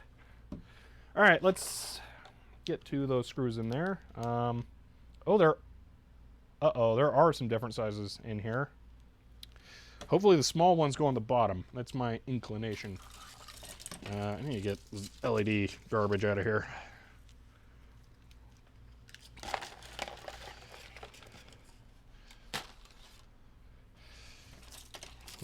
Unfortunately, useless part of the project. Another useless part of the panel. Really disappointed that that panel broke. But oh well. At least I didn't need it in the long run. And I'm never going to be changing the brightness since it PWMs really badly. See, ordered a SCSI to CF adapter. I'm not familiar with one of those. I'm curious what that is. SCSI to CF. I can't think of any projects that are using compact flash. My blue SCSI adapter booted the first time around I tried it. Sweet. Hopefully you have more experience with Apple stuff than I do, because, yeah, I think that was my problems. I just had no idea, and then I didn't have a bootable disk image to begin with, or a formatted disk image. I think that was the majority of my issue, because I was just trying to wing it. So, see, it's purpose-built for this X6800. Ah, okay. But there's also generic SCSI to IDE adapters. Yeah, there's way more SCSI to IDE and SCSI to SD. I was just confused by the other thing. Let's see. I'm not going to plug the speakers back in because I don't care. So I'm just going to leave that there. I'm only doing that because it's part of the mechanical construction that everything stays together with. So, yeah. Something over here messing with it. It's an IR receiver. Misaligned. Now that feels right. There we go. All right, let's get some of these in. Actually, I think those. Yeah, those are part of that, so I don't want to touch that. I'll put one here. Hold it on up there. Let's see. I was thinking about that ISA USB card. I was trying to plop Boot Manager with it. I've used it with my old machines to pull the P3 desktop booting Linux off USB. I have not. I really don't have an interest in trying to get the ISA to USB adapter or booting, because stuff like the XT IDE is so much better suited to that from the outset. And then you can't hot swap the USB drive because you're booted from it, and the BIOS will have the size information for the disk hard coded into it, so you really can't change it out. So if you have a use case where it makes sense for you to boot from the stick, all the power to you. I can understand that making sense in some applications. Just for me, I prefer the flexibility of being able to hot swap the flash drive. So. See, but don't you need a DOS driver to use the iSATA USB card? So, David, the way it works, if you have a BIOS drive, is that you have to define, on older systems at least, you have to define the size of the hard drive in the BIOS, kind of like you have to configure the floppy drive, and then the BIOS presents the hard drive in a particular and standardized way to the operating system. So the operating system does not need special drivers to access it, it just goes through the BIOS. And you do that by adding the BIOS option ROM to the card, so the BIOS can hook into the card through that. So basically the card pretends to be an IDE controller or something that the BIOS can work with. So that's how it works. Let's see, I mainly do that because I don't want to erase the Windows 98 install on the hard drive, and I don't have an CF to IDE. Well, that makes sense. Yeah, if that's what you got, then that makes perfect sense. Things like, I think I have one, yeah, within reach here. Things like this are like 12 bucks, I think, something like that. Maybe 20 now with part supply shortage. SD to IDE adapter, that's my preferred way to go. But SD cards aren't all super compatible with that. I actually bought a bunch of Micro Center SD cards, hoping to use them for that, and they don't work at all. I don't know why. They only show up as like 32 megs for some reason, and I've had weird compatibility issues with that adapter for that reason, but there are cheaper adapters out there than the bespoke, expensive, scuzzy ones, so it's worth looking around, but that is for, and now that I think about it, that's for a much newer system. You still need an IDE controller of some kind if you want it in like an XT or something. Let's see, by the way, all the Chinese ISA USB cards have a broken BIOS socket limiting the main system. Yes, yeah. But that's only if you try and use the BIOS socket, right? It's because like my 5150 still shows that it has that much RAM, and it isn't where if it tries to use it, now it's going to be busted or not going to work, right? I don't know if I've tried to load anything that is high RAM consumption on it now that I think about it. That could be bad. See, the reason I prefer CF over SD is that there's a lot more industrial CF cards that are purpose-built for the purposes HDD replacement with garbage collection, etc. Yeah, that's true for sure. There are a lot more of those out there, like the Cisco ones that are meant to have like logs written to them and stuff. Definitely that. Tesla can also tell you about how eMMC flash wears out.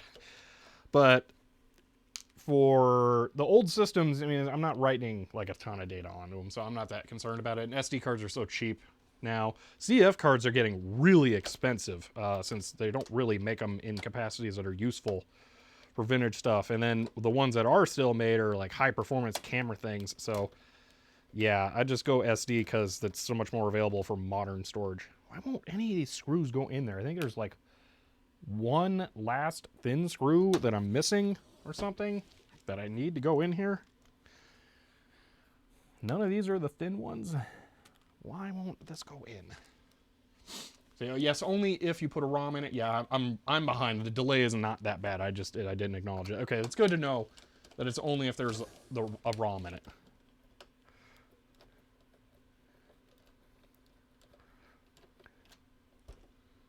I think I'm missing a screw somehow. It does not matter at all, so whatever. Continue.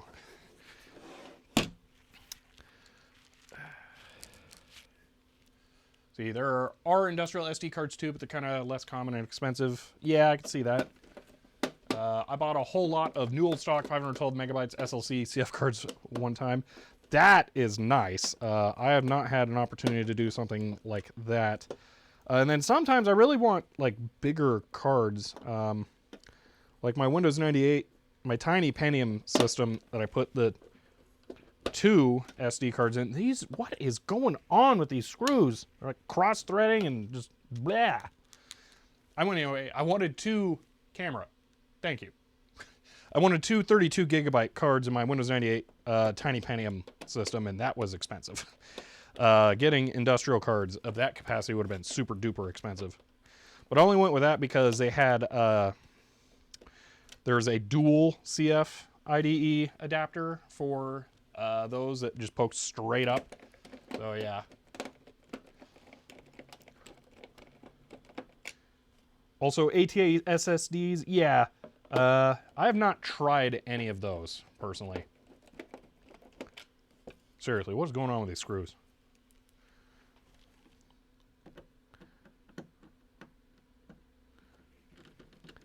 Oh, sure, it just goes right into that one when I can see it. CF card in RAID 0 when? That doesn't really make a ton of sense to do. Oh, there we go. I finally got it to go in. Jeez. Just being a real pain.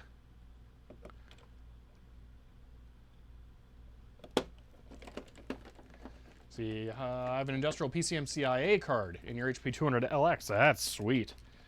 Yeah, I haven't found any of those yet. I do really want one of those. An actual PCMCIA storage card. There are some that use, I think that use ridiculously little thin hard drives. I may just be thinking of the Iomega Click. But yeah, I would like to get one of those. Either just an actual flash one, or a hard drive one. I do have a compact flash adapter for it, so I do have a way of doing storage on PCMCIA, but I would just like to have an original one. Let's see, industrial, ooh, that's nice.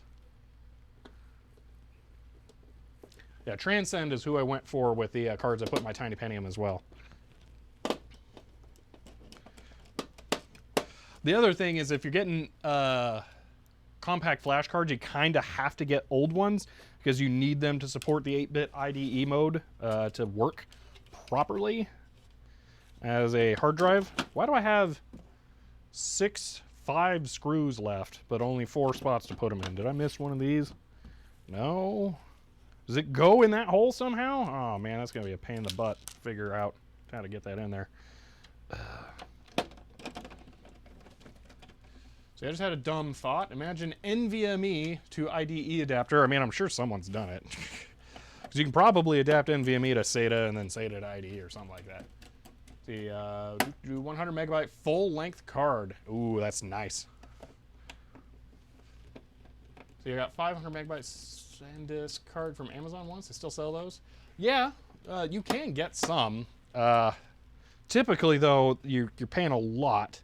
It'd be really nice to just get some from eBay in a lot, but camera people buy all those up usually.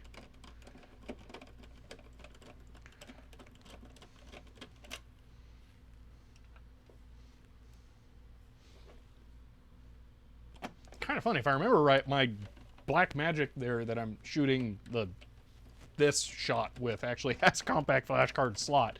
It's just CFast 2 because it's a uber modern fancy pants one. That's crazy fast. If I remember correctly, it's like PCIe over the compact flash interface. Oh, finally it bit. All right, try to get this last one here.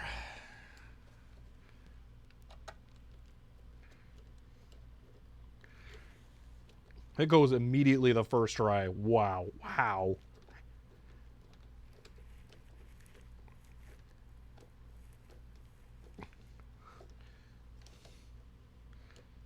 Sure, whatever, that'll work. Okay, now the stands, but I should get that snapped on there. Why is the bezel not staying on? That doesn't make sense. There we go. Look at, isn't that just weird? Like it's a TV, but it's white. It's so reflective that I'm actually seeing it light up the monitor on my camera. That is hilarious. Let's put the legs on so it can be done.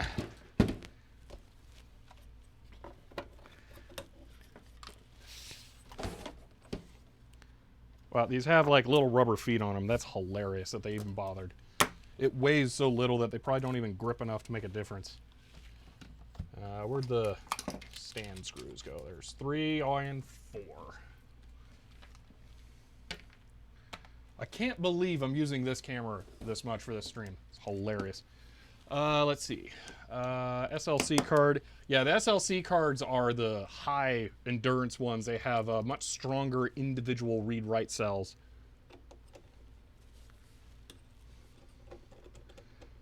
Can't get the lid off of your new case. There are 2 screws in the back, and you have to slide it back, and then it pops up if you have the same one I do. Hiram. It's this giant Kindle. Yeah. Man, if I could buy an e-paper display this much, first of all, I'd be able to afford to buy a house, because that's about how much it would cost, but I totally would. That would be amazing. So USB to NVMe controllers exist, and I say the USB card. That's right, I keep forgetting. I wanted to plug in one of the NVMe USB SSDs I have into there, but I bet it won't work because it just doesn't supply enough power. I meant to try that for the video, but totally forgot. Although it's only FAT32, and those are like 500 gigs and a terabyte, so it wouldn't be able to read that much data anyway, so it wouldn't have mattered. See, I was going to put a Supersocket 700 motherboard in the new case, but now I think I'll put my Linux motherboard into it and use the Linux tower for the SS7. Okay. See, instead of cell sharing bits, share bits, you need higher voltage levels. Yeah, okay. See, bridge the PTC fuse on the ISA controller for more power. That's terrifying. Oh. There we go. It's no longer a television. Oh, it's not plugged in either, which is good. Let's do that. It's going to need a moment to regain its identity. Try and keep that label on the back there. All right. Will it work? Not yet. Needs a moment. Drink some water while it boots up or whatever.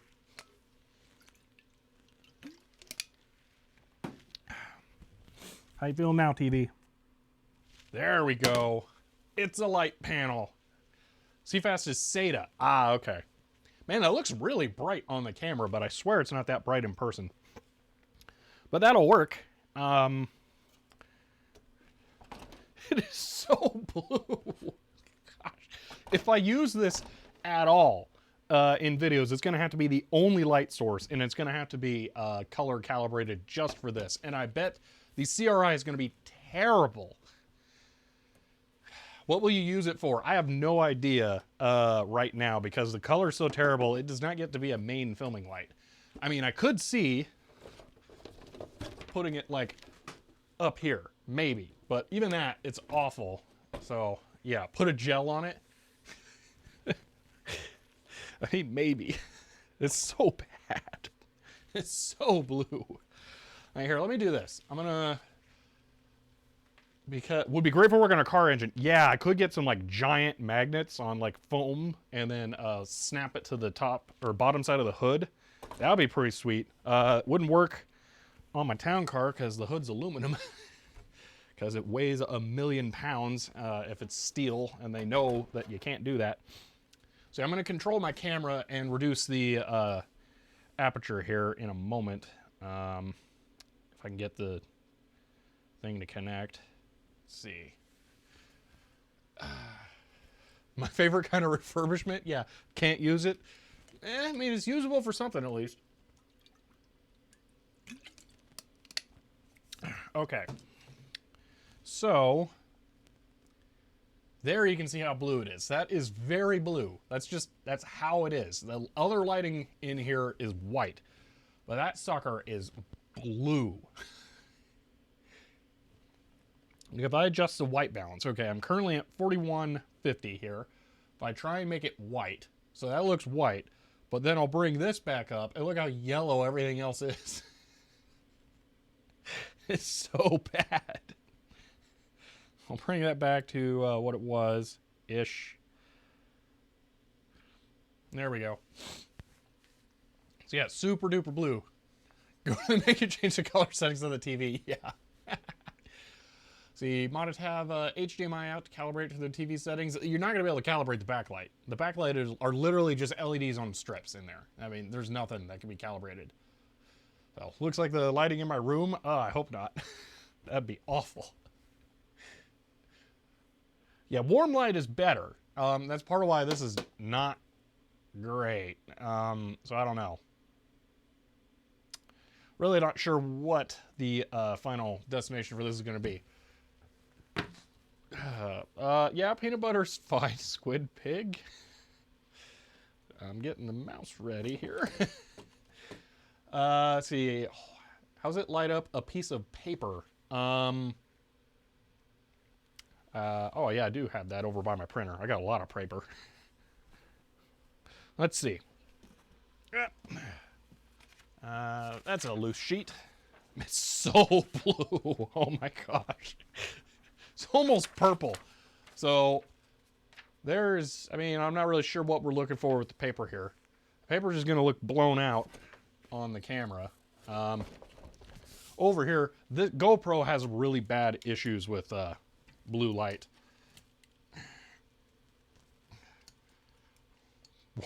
Warm light, put a heat gun on it. Oh man. Let's see. So here is the white paper. All right. And then this going over to it. Man, even that looks pretty blue. Click. I mean, the GoPro is trying to auto adjust the white balance. So there, no light, it goes yellow, then it slowly works its way back, and then boom, super blue, and then it will adjust to kind of white. I mean, one thing I could do here, let's try this. So I have a bunch of different colors of heat shrink tubing here. So let's go green, blue, RGB, yellow. These are pretty dark as it is. So let's see how the CRI of this works out. So point that away. All right, that looks pretty good. I'm happy with that. Then tip it over. All right, see what that looks like. That's okay. A little heavy on green. It seems like maybe that could be the other lights coming in and influencing it. I don't know. Let's try this. Boom. Okay. Oh, that actually doesn't look bad when it's the only light. That's not bad at all. Huh. Looks so blue over there though. Huh. But resistor color codes are really hard. Yeah, it is better than I would have expected. It looks not bad at all. Let me get a resistor. We can test that. Oh, actually, you know what? Here's me. I'm gonna just sit down here and I will adjust the camera a bit to try and get it hello, Dimitri Hotspot. So CRI of 74. Yeah, sure. Open that up. And probably set the ISO to 3200 there. And maybe bring that back down. The color is not amazing, and now what does it think? What is a good middle here? There. Okay, so I'm also trying to test and see if this has like really bad flicker that'll show up with this more. So let's go to this. Man, that's still really, really blue. Camera disconnected for some reason. Dramatic uplighting. Oh yeah, woo! Try and get that farther away. Be right here. Okay, so that's kind of working. All right, needs more yellow.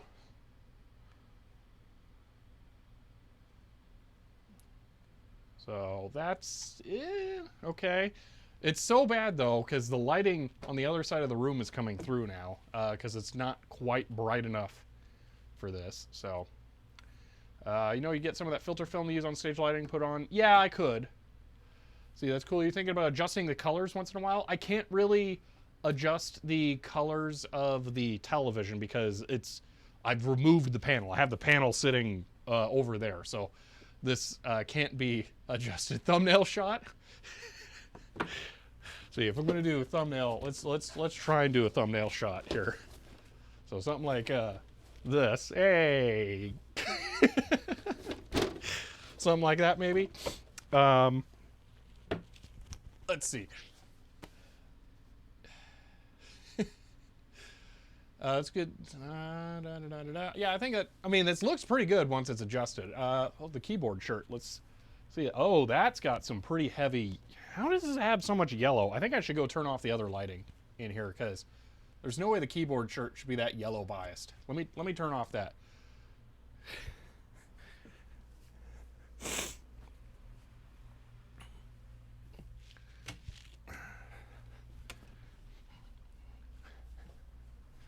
So I really badly need to blow my nose. Give me one moment here.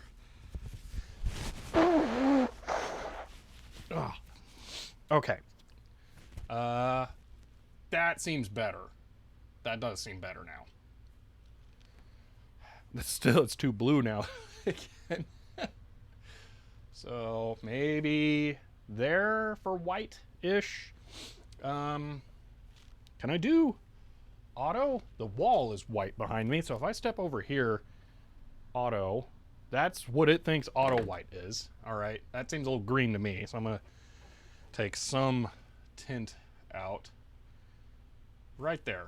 Yeah, well, that may be too green still. Hard to tell. Yeah.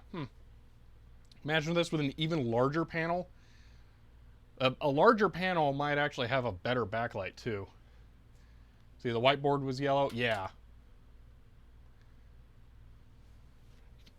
Light wall. This is not quite the same size as one of these drop ceiling panels. That would have been cool if it was. Yeah, I was going to grab a resistor, try and read a resistor code. Where's that at? I think I might have some in this. It looks pretty good now that this is adjusted for it. I know there are not any in there. Okay. I don't think I have any offhand that'll be easy to see. Oh, here's another good CRI test. Bunch of breadboard jumper wires.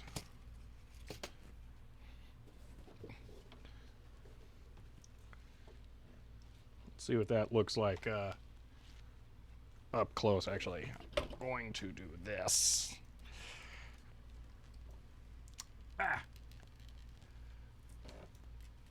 See, from the amount of blue being quite wide spectrum, I'm guessing it has a fair UVA component. Oh, so that'd be glowing up the fluoro inks. Okay, well, if that's true, I will grab some of those labels I was using. That is pretty good. I really feel like that's not bad. Although, no, that's really not great, actually. Some of the blues are explosive there. Those should not be that blue. Although the camera has blue issues as well, so that's not helping. Let me grab some of those labels I was using earlier. These are super fluorescent. Camera having a field day. So that, I definitely can tell that's fluorescing a lot. Oh yeah. See, face tracker, I'm here. So here is this. Yeah, that's glowing like the sun. Yeah, so definitely fluorescent. So probably, yeah, UVA. Interesting to characterize this. I wasn't expecting to do that, but yeah, that's intriguing. Blue also fluoresces. There is no UV. So what I would suspect is these are probably the kind of LEDs that are using Stoke shifting phosphor coatings. So they're probably like blue LEDs because those are slightly more efficient. And then it Stoke shifts the light up to the visible spectrum. So I bet that's what it is, and the Stoke shifting may just not be very good, and it's leaking some blue. So that'd be my guess. White LEDs are blue with phosphor. Yeah, exactly.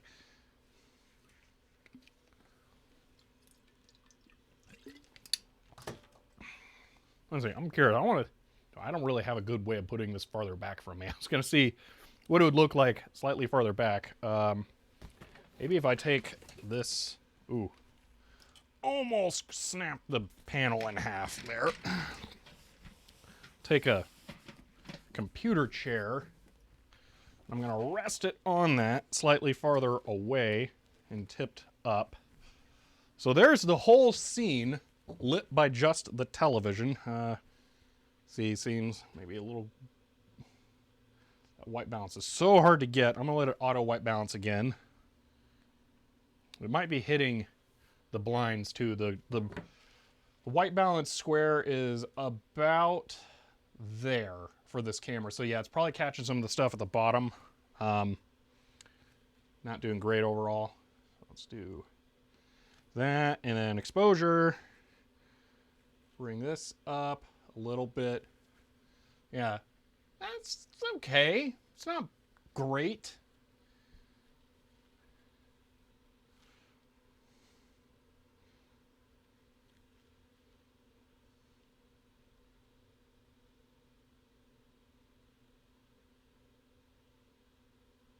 I feel like maybe right there for white balance. But yeah, that's interesting to do the whole thing. This is not dark or bright enough for me to be able to do anything in here. Yeah, it's a good light for in a pinch. Elsewise, this would be very, very dark. I am curious. Boom. So there it is. Off, obviously. GoPro just gives up. Says, I don't know what's going on. The what'd you call it? Blackmagic does a lot better in lower light. So, interesting. See, now for comparison, I'm going to glow here. Boom. Let's see. Can I load a preset? No, I cannot. Oh, that would have been really nice to be able to do from here, because now I'm just going to have to wing it. Unless it's down there. No. All right. White balance, way down here. Exposure, 400. Bring that to there. That's hilarious now. That looks yellow. Love this new glow setup. Yeah. Go with that. Maybe, yeah, there. Tint is all over. I have no idea. I'm curious what it does for auto here. That actually looks pretty good. I'm okay with that. So maybe a little red. But yeah, there. So there we go. All right. Grab the television again. Ah. Well, it's not really a television anymore. It's just a light panel. Yeah, I'm happy with this project. Feels like we're winding down, so I have some bits. Thank you for the 100 bits there, Wesley. Yes, kind of am winding down. I think we've done we've definitely achieved the goal here today. Oh, man, this light was doing so good, and now it's loose again. See, TV with one channel, white program. Yeah. 450, 470, yeah. I have done some stuff with LED lighting, and yeah, going farther down into UV works a little better with the phosphor coating stuff. So, man, the CRI of these, which I can actually show you with the GoPro if I can get all of this to cooperate for a moment. Oh, please, just do what I want.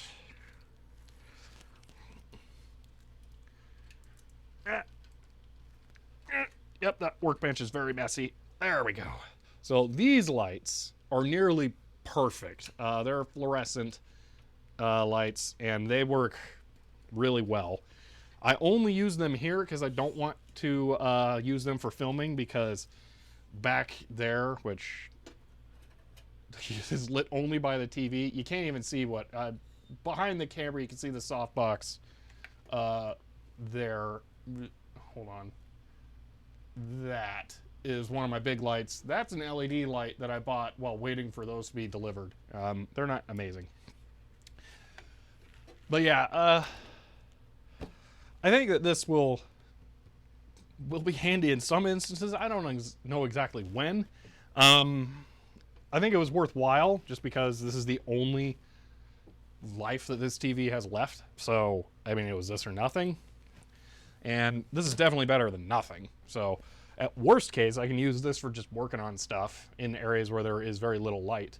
So, I'm okay with that. I might put it in like one of the rooms in here where these are going bad, because the roof lighting, because getting those replaced, I still haven't decided what I'm going to do, so this would be a good alternative for that. But yeah, I feel like it turned out well. I'm happy with it overall. It's not what I was looking for. It's way bluer than I thought. I was not expecting that. The blue is kind of the biggest problem, not the brightness. I don't know how well... Actually, I'm trying to think. Most CRTs, when I shoot them, are, even with my really high quality lights, turn out really blue. So I wonder if this might actually be better for lighting a scene where I'm focusing on a CRT. That could be interesting. Yeah. See, Mister, were you able to retain the ability to change the color of the LEDs? No, I didn't end up putting the LED strips in there because they didn't make a significant enough difference. They were not as bright as the LEDs that are in there, and at best, that would have meant that I could have made it like 40% brighter with this light still on. So this is just the original lighting that came in the TV. So yeah, it's funny how it's so much lighter now without all the glass in there, because it's just a metal box with LEDs glued inside of it now. Yeah, I don't hate it as a good repurpose. You're right there, Wesley. It's good at this. Man, it still generates a lot of heat just for those LEDs. But yeah. How exacting is the phosphor coating? Can you add another layer to warm it up to use as a light box? Ooh, hold on. A light box. I've been meaning to try and get a setup where I can shoot like PCBs and stuff. This might be perfect for that, actually. So if I take the GPIB card here, all right,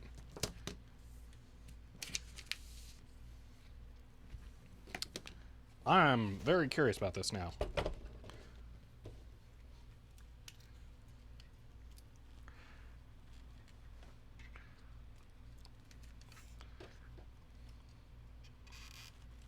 If we get this real close down to here, go to this. This may have just found its use. All right, I can turn off these lights, tip this over.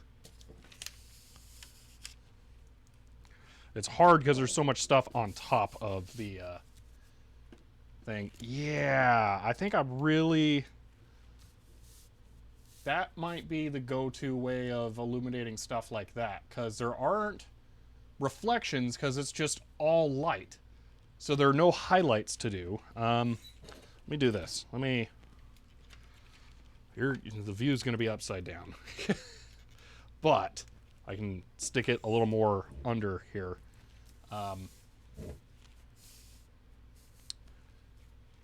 Why is it so weird? Yeah, like a product shot. That's kind of what I'm thinking of. But I want it to be for like documentation pictures. I will have to experiment with this more, because I think there's something there. Because when it's hanging over it, that's the real trick here. So when it's like this, the camera will be the only thing casting a shadow. And the GoPro is obviously not going to be what I use to take these kinds of pictures. It'll be the Nikon, which, you know what, is connected. Let's grab that here. I don't think it has an SD card in it. Oh, it does. B. Boom. Okay, I'm going to have to do the HDMI cable. Oh, it was good there for a moment. It says it's super blue as well, though. White balance. Shade. Even shade is blue. Let's see. If I tip it towards the camera here.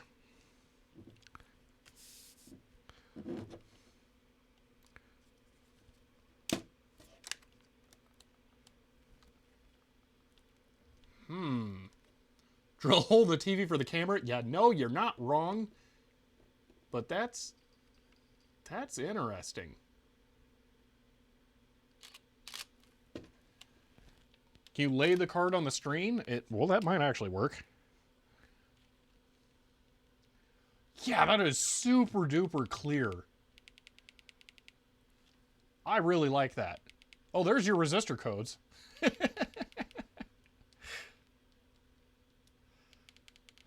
Look at some more up here. Yeah, there might be something to this use case. Let's see, can I really quickly auto white balance? Let's go with that. Let's see if it'll adjust that way. It looks a little better to me. There's some shadow, definitely, but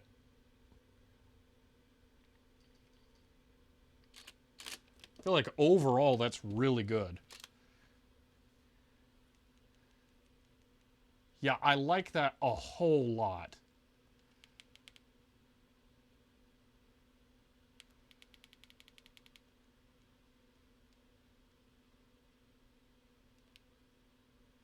Yeah, so coming up with a setup to do this better. That's the way to go. All right, let's put it on it. See if we can get any light through it. See if it's bright enough for that. Oh my gosh. Holy moly. This is amazing.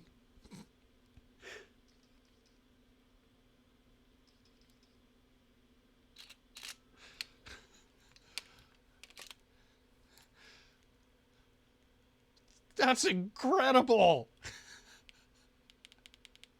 So we're only getting the top side, but you can flip it over and get the bottom side. I mean, we can definitely see through there. But yeah, that made the traces immediately super visible.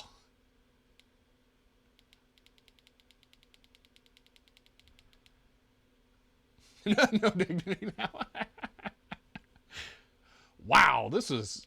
Okay, so yeah, photography is definitely where this is gonna go. Documentation photography. Yeah.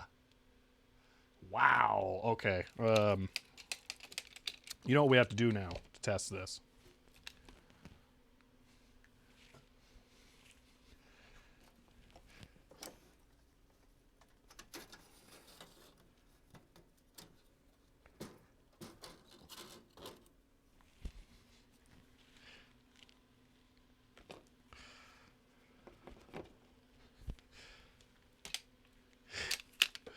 One Micronova CPU card.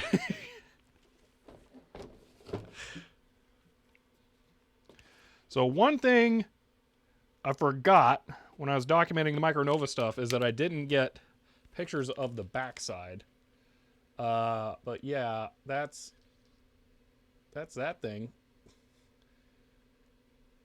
Multiplayer ground will definitely block the light.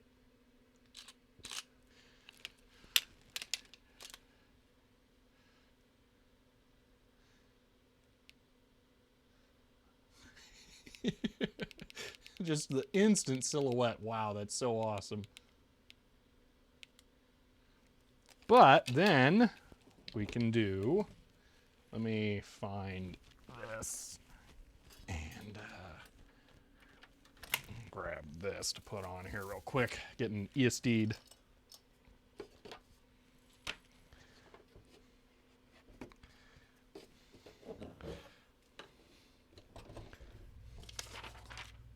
sticker with the instructions fell off because it sucks so much. That tape is awful. Oh, that barely fits at all on the paper. It might be enough, but meh.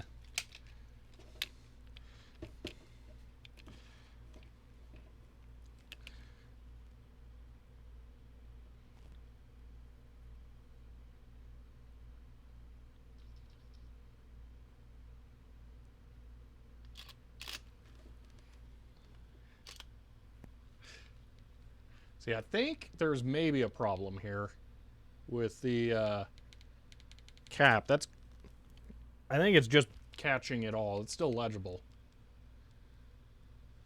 Wow, I really, really like this for PCB photography.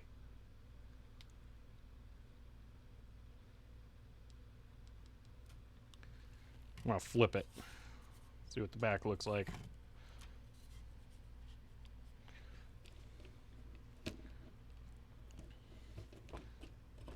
There's definitely going to be like an optimal angle to get this stuff at. I'll have to figure that out.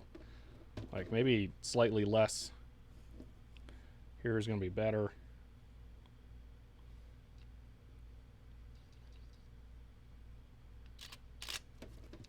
See, why does my mind instantly decode resistor codes?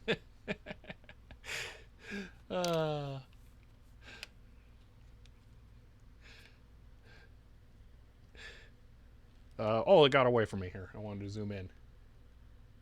I'm a little shaky. Let me see here. Adjust the ISO. Oh, wow. I had the ISO bumped up so much. Oh, this will be a good test. Looks like it's full duty cycle. No PWM on there. So that's good. With the light set to this brightness. Do I have the vibration reduction off? Oh, no. It is off. Okay. Now I should get a much clearer picture.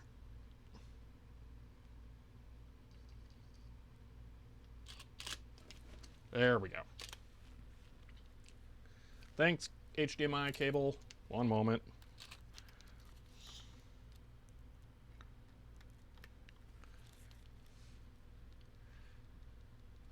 Oh yeah, way clearer.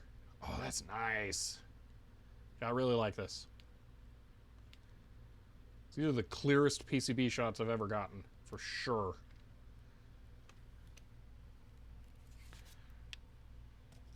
I'm gonna flip this over. So it might be worth taking pictures from both sides here. You know, another thing I could do, I could get a reflector that goes on the other side here that does have a hole in it, and then the light could bounce off of that and back onto here. This is also being made extra blue because it's bouncing light around from the blue fabric that I have this on. Matter of fact, if I took that off, the yellow wood might counteract it somewhat.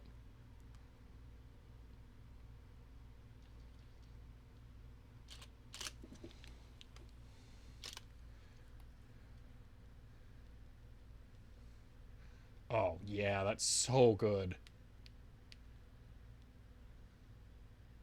There's some more resistor codes for you, Helen. Wow. Those are... Good grief. What is going on there? So you get more of those diffuser panels, make a white box. Yeah, well, I'm thinking one thing I have here, if I can find it, is what I used for the Micronova video itself, wherever it went. There it is. I have this white foam board right here. So even now, if I just hold this up over like that, it should reflect it back more. Yeah, I think that's even better. So, okay, I have the, hold on, let me take the camera off of the tripod. Wow, that board is yellow, so it makes the TV less blue. Yeah, there's a big difference there. Let me get this off of the tripod so that I can more easily manipulate stuff and show you. Okay.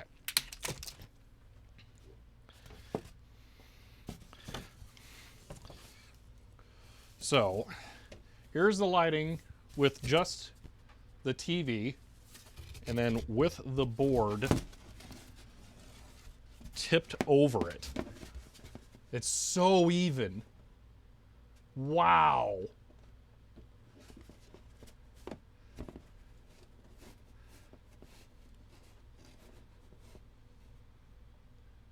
That is so good.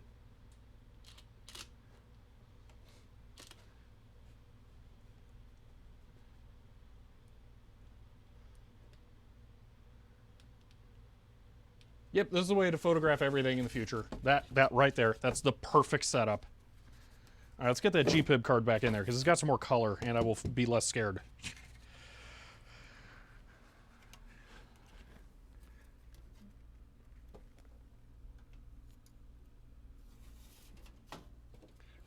Actually, let's try some complicated stuff. Here's a box with shrink wrap on it. This normally reflects lights all over, but I have a feeling this is just going to be amazing. It's not perfect. If I bring that back, though, so that there's nothing reflecting directly, yeah. So maybe just straight up and down. There's a lot of color there, too.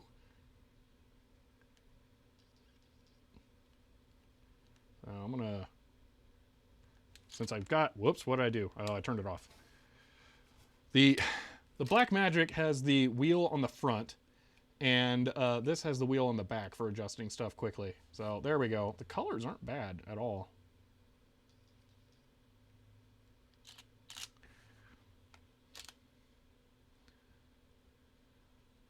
Yeah, that's really clear. Yeah. Just need a good way to mount it for photography purposes? Yeah, really. Wow. Okay. Now let's go back to the GPIB card. And since this is less reflecty, I can tip it over and get more light. So I'll turn the shutter down a little bit.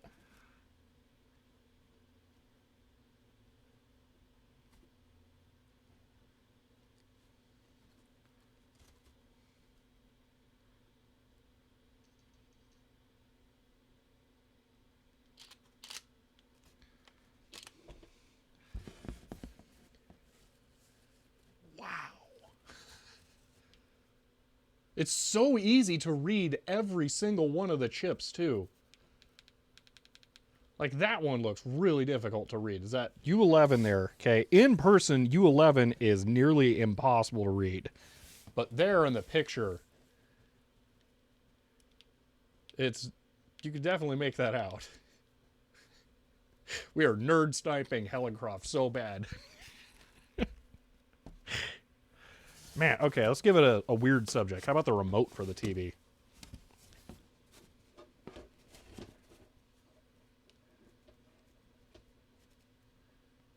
Yeah, that lighting is so even. So I'm having a hard time balancing, keeping both of these in the correct position, and I think I need to move this whole paper back slightly. There we go. But yeah, look at that. That is so clear. This is perfect. All right, let's look at one more tricky thing. Actually, first off, this drill looks sickly in the lighting. The colors are very, very wrong. Well, it looks better when it's all in there. Maybe that is good. That looks about right. See, have you tried using a scanner? Well, yeah, I do have a scanner, but the problem is you have focal depth there. So the benefit of doing photography for documentation instead of a scanner is that you get depth to the picture that you can control. So you need 4 screens, make a light cube. Oh my gosh. Making me think of this comic. I assume that's an XKCD one there. The nerd sniping one. Let's see. Yep. Oh no, that's not nerd sniping. See, people complain that we see the world through our cameras, but to me, really exciting. Person finding something you gotta see. Yeah. Oh, man. Yeah, I will not turn down another dead television for sure to make like the ultimate light box. What was I going to do? What is this? My bit scope? I don't think there's anything to really take pictures of in there. No. You know what? I got a motherboard over here. Let me go grab that real quick.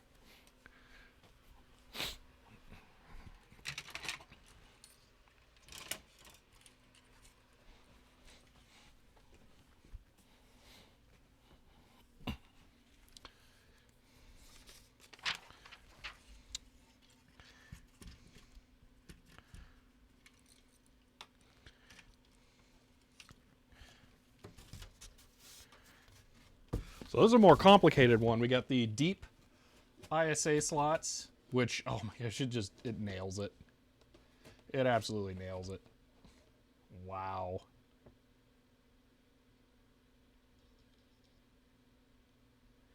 So, needs to be a little farther back still.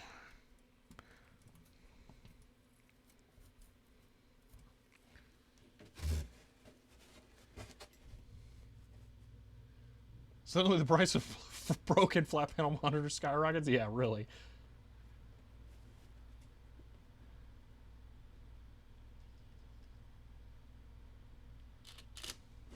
VLB motherboard? Yeah, I think it is a 46. This is relatively new to me. Let's see, read the chips. Oh, there's one we can't read. So, it is not infallible, but if I really wanted to, I could rotate it. Like this, so that the lighting will go down between the ISA slots, and I think it's going to be legible.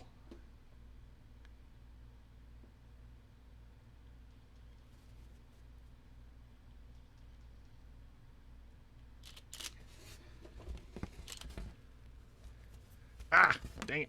Stupid cable.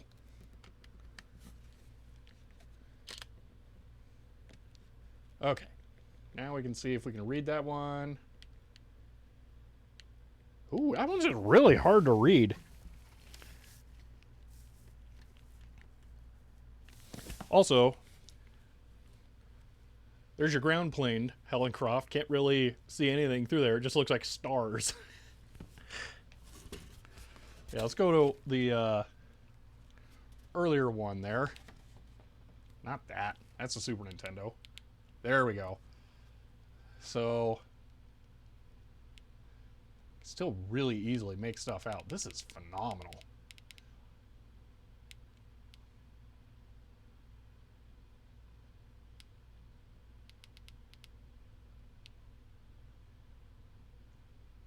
Camera.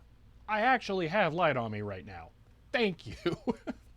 Really dramatic, like, evil villain lighting, but yeah. See, if you use working monitors, you could have adjustable color temperature. Yes, but the downside would be that you would reduce the light output. That's the downside.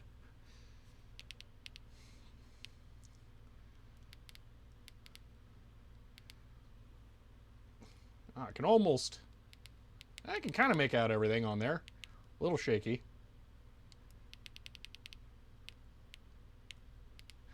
The sticker on this is holographic, and just getting light from all directions has made it just gotta give up. Wow. This is cool.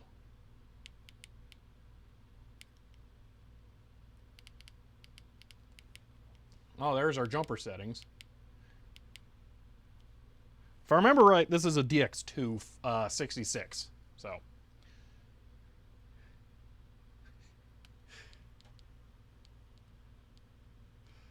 Yeah, I really like this. This is the best use case for this thing.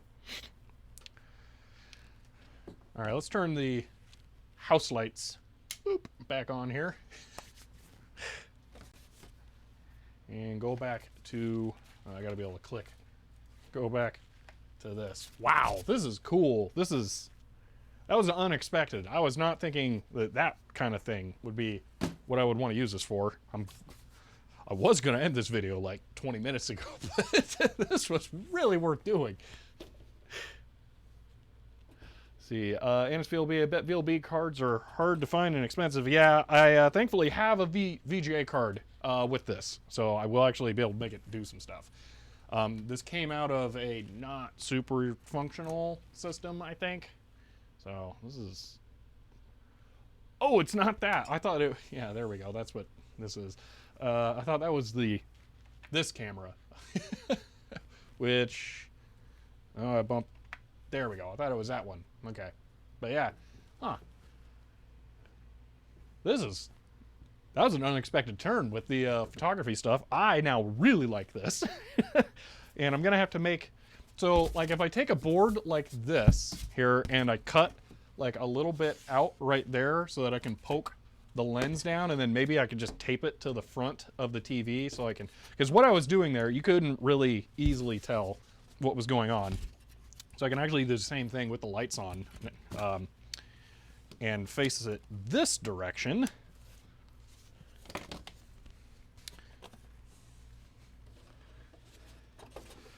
So I was doing this and then pointing the camera down in. So if I do that, you can see there. That's how I was getting those shots. And whoop, if I really zoom in, yeah, this is why it may be useful to mount this.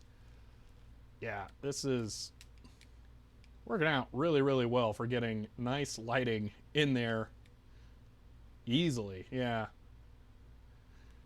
But that way it reflects off of both things, so you can see how blown out the lighting is on this side down here, and then if I tip this away, I bet most of that'll disappear. Yeah, it's not as much. That definitely... Oh, that's really cool. At this angle, you can see how much light that brings back. Cameras are fun. But yeah, so that's clearly the best use case for this thing, without a doubt. I don't know how I'm going to make the most use of that, but I'm going to be looking into it as much as I can now. That is really, really cool. We'll see if there are, like, mounts that you can get for VESA. I bet this exists. I bet there is, like, a webcam mount that can go up the back of the monitor to put a camera right there, because Zoom stuff's way too popular now. So I bet I can get that and then just tip it down. And then I can hold this over and have the camera mounted to it, and then maybe have a hinge of some kind so they can hold the camera there. Because the other really nice thing is that I don't really care if I scratch it. It's not ideal, but I will put stuff on it if I want to. So having the camera hang over and bump it every now and then won't be the worst thing to me. So, yeah. So I wonder if you can see the coil and RFID cards with it. I doubt it. I don't think it's that powerful. That would be... You could do much better with other stuff for that. Yeah, this turned out way better in this last few minutes here than I thought it would.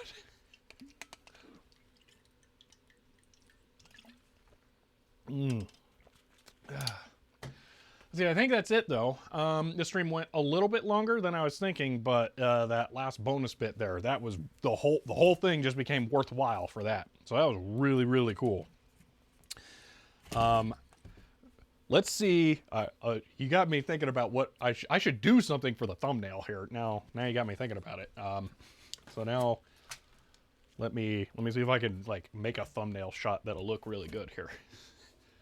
So if I do this and then something like maybe build a full light box. Yeah, something like that potentially. But then there were some things where having the light over it made it reflect no matter what. Actually, you know what? I bet just something like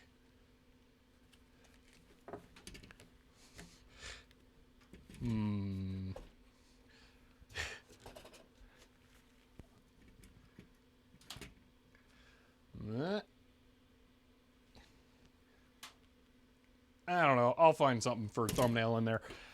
Anyway, yeah, this was a lot of fun. I think that is it now, though. I do have other stuff I want to get to, and I actually have... I don't know if I have enough time now. But I'll look at it. I might get started a little bit here. So, just a reminder, I haven't put it on the schedule yet. Channel is not live. Thanks, Nightbot. A reminder, and I'm gonna add that to this. I'm gonna add it to the schedule in a little bit here. I might forget today, but I'll try and add it before the next stream. I will be streaming Sunday, so it'll be Saturday and Sunday this week. I'm going to be starting that, and yeah, so that's happening now. I'm gonna go for the 3 days and a week, and see how long it takes to get to partner. So that'll be something. But yeah, that is, I think, it for now, though. So let's go ahead and run the outro. Well, I hope you guys enjoyed this one. I know I definitely did. This came out way better than I thought it would. I can only highly recommend salvaging old televisions for light boxes now, specifically light boxes, because that worked out better than a filming light. It's so even and smooth for that, and the white balance doesn't matter as much, because if it's a photo, you're probably going to mess with the colors a whole bunch anyway, and for documentation, that's going to be phenomenal. Yeah, Hiram, I decided not to do Fridays because there's sometimes that I want that last day for getting the video edited and finished, so yeah. See, I made a light box from an old Dell monitor. Yeah, you know, you were one step ahead of me there. But yep, that is it for now. If you want to, let me remember the outro things. If you like this, you might want to subscribe to the YouTube channel that this is on. If you want to help support the channel, you can find me on Patreon or sub on Twitch, both of which get you access to the supporter area of my Discord server. But that is it for now, and I will see you next time.